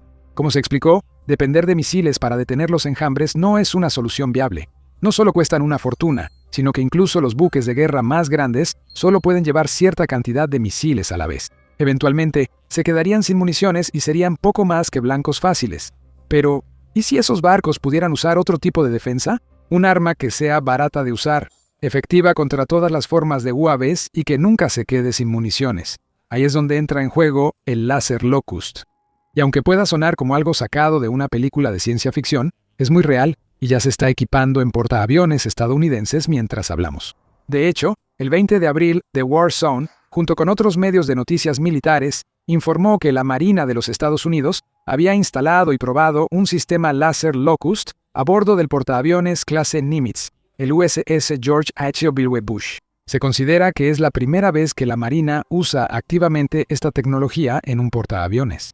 También parece ser parte de un cambio estratégico a largo plazo dentro de la Marina hacia las armas de energía dirigida. El jefe de operaciones navales, el almirante Darrell Codell, dijo a los reporteros en enero de 2026 que quiere ver más buques de guerra estadounidenses equipados con sistemas láser y que esos mismos láseres se conviertan en la primera y principal línea de defensa contra amenazas de corto alcance. Este es mi objetivo.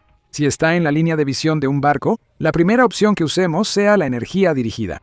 Aunque la noticia sobre el Locust en el George H.W. Bush no se dio a conocer hasta abril de 2026, se cree que las pruebas reales se llevaron a cabo a principios de octubre de 2025. La Marina compartió fotos del sistema en su lugar, junto con un mensaje alentador. Durante el ejercicio con fuego real, el sistema de arma láser Locust LWS detectó, rastreó, enfrentó y neutralizó de manera efectiva múltiples vehículos aéreos no tripulados, marcando un hito hacia la implementación de capacidades operativas de energía dirigida. Un comunicado de prensa de AeroVironment, la empresa de defensa que desarrolló el Locust, proporcionó más detalles. La exitosa demostración de su sistema de arma láser Locust LWS, paletizado a bordo del USS George H.W. Bush CVN-77 en octubre de 2025, se realizó en colaboración con la Marina de los Estados Unidos y la Oficina de Capacidades Rápidas y Tecnologías Críticas del Ejército de los Estados Unidos, RCCTO. El comunicado continuó confirmando que el sistema láser de alta energía paletizado PEL del Locust rastreó, enfrentó y neutralizó múltiples drones objetivo, marcando un hito importante hacia el despliegue de capacidades operativas de energía dirigida en todos los dominios y plataformas.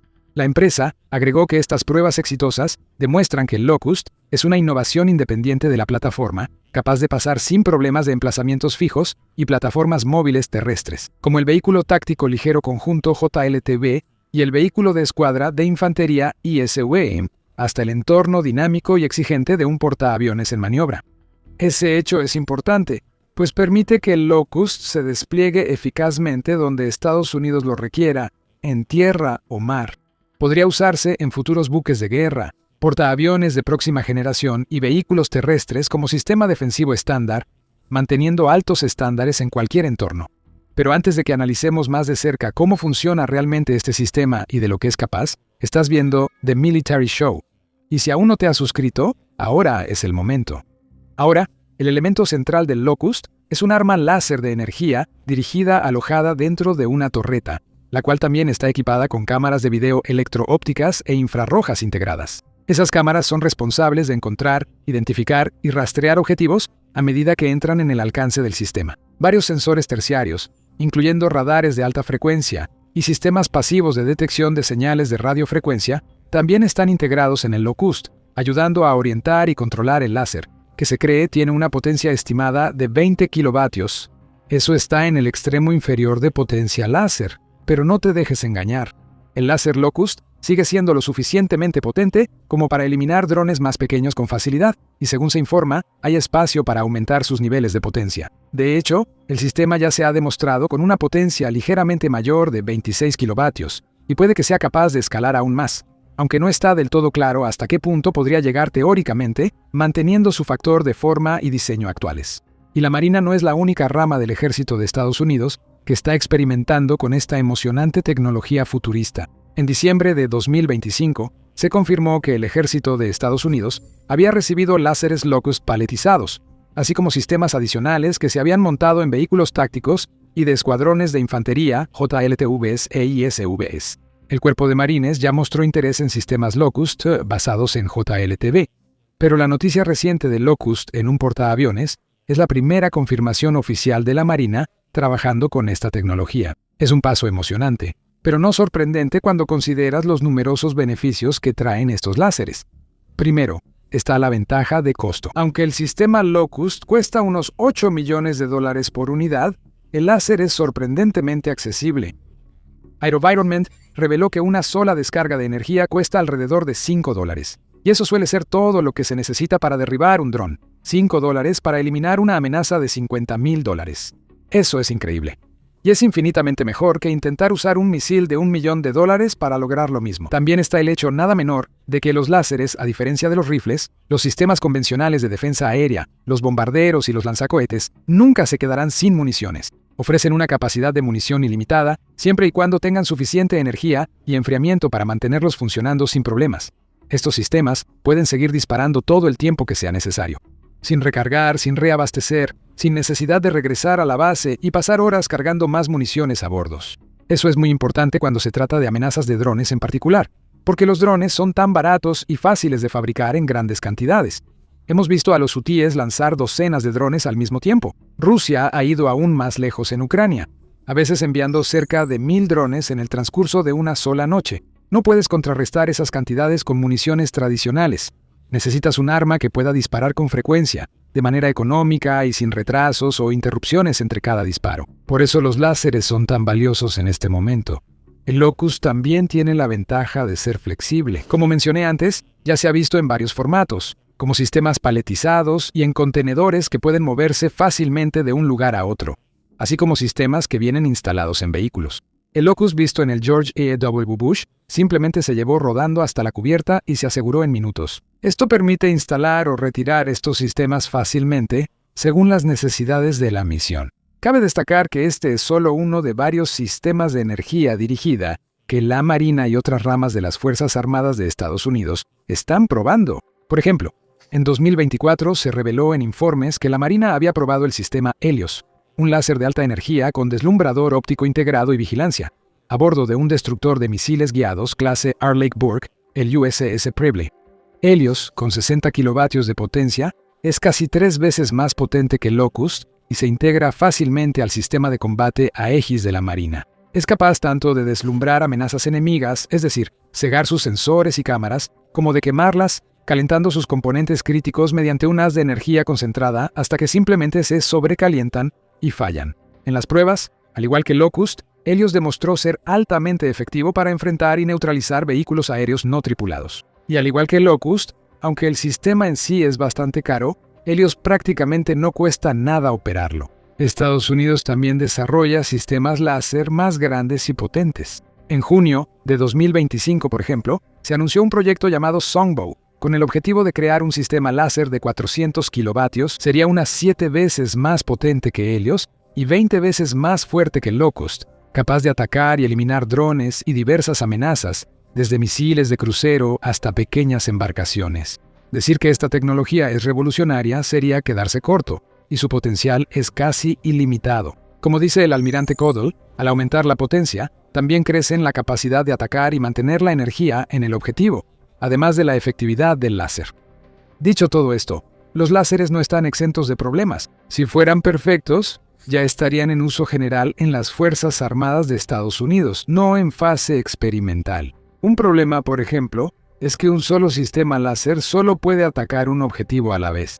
Eso es un problema cuando se trata de enfrentar enjambres enormes de drones, que potencialmente pueden estar formados por docenas o incluso cientos de objetivos, todos moviéndose a gran velocidad. Aunque solo toma una fracción de segundo disparar un láser, el sistema aún necesita tiempo para fijar y rastrear sus objetivos, así como calcular los disparos entre cada uso. Además, una desventaja de las armas láser en general, al menos en su forma actual, es que mientras el rayo se aleja de su fuente, se debilita, ya que el propio rayo comienza a divergir o dispersarse, lo que reduce tanto su densidad como su intensidad. La atmósfera también juega un papel en esto, absorbiendo o dispersando la luz a medida que viaja. En términos de combate, eso significa que, para que los láseres tengan la mejor oportunidad de derribar amenazas enemigas, necesitan tener una gran cantidad de energía en la fuente, o deben disparar solo cuando sus objetivos están bastante cerca de ellos.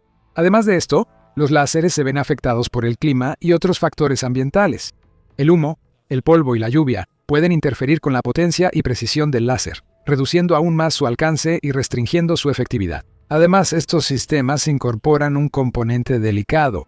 Por ejemplo, los láseres suelen requerir ópticas sensibles para funcionar. Hay dudas sobre si esas piezas resistirán en la parte trasera de buques de guerra durante largos periodos en el mar, expuestas a los elementos y al aire salado. A pesar de estos problemas, los láseres como el Locust tendrán un uso y despliegue más amplio en los próximos años. Dependerá de los mejores ingenieros y desarrolladores militares del mundo hallar maneras de contrarrestar o superar sus limitaciones. Y con algunas de las mentes más brillantes ya trabajando en ello, combinado con un claro deseo a nivel superior de una mayor integración de láseres en la Marina y más allá, es probable que Estados Unidos vaya a la cabeza en este sentido. Esta es solo una de las formas en que la Marina moderniza sus buques, destructores y portaaviones para hacerlos más resistentes a los drones. Nuevamente, tomando inspiración de Ucrania, Estados Unidos también ha comenzado a probar y desplegar drones interceptores. Por ejemplo, en marzo de 2025, los 3 destructores Arleigh Burke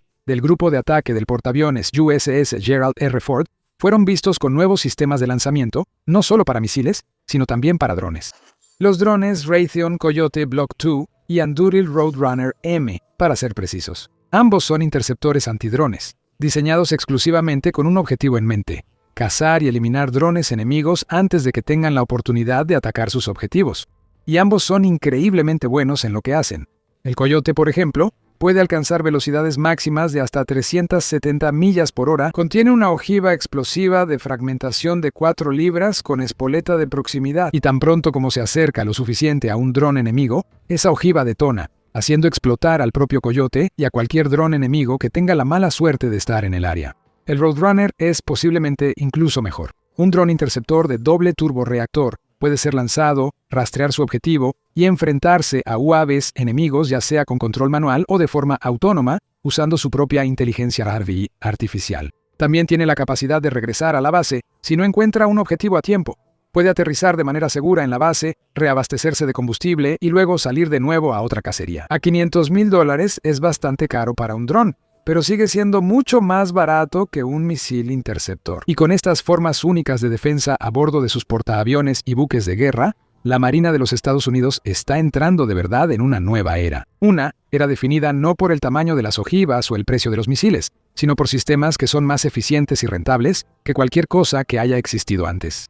Ahora, puedes conocer otra emocionante innovación militar de Estados Unidos en este video, que analiza el supuesto despliegue de un dron de vigilancia ultra secreto sobre Irán. Alternativamente, mira este video para ver cómo un avión de combate estadounidense más convencional, el caza F-22, ha demostrado ser la aeronave más formidable y dominante del mundo. Y para más análisis militar, información y noticias de última hora, asegúrate de suscribirte hoy mismo a The Military Show.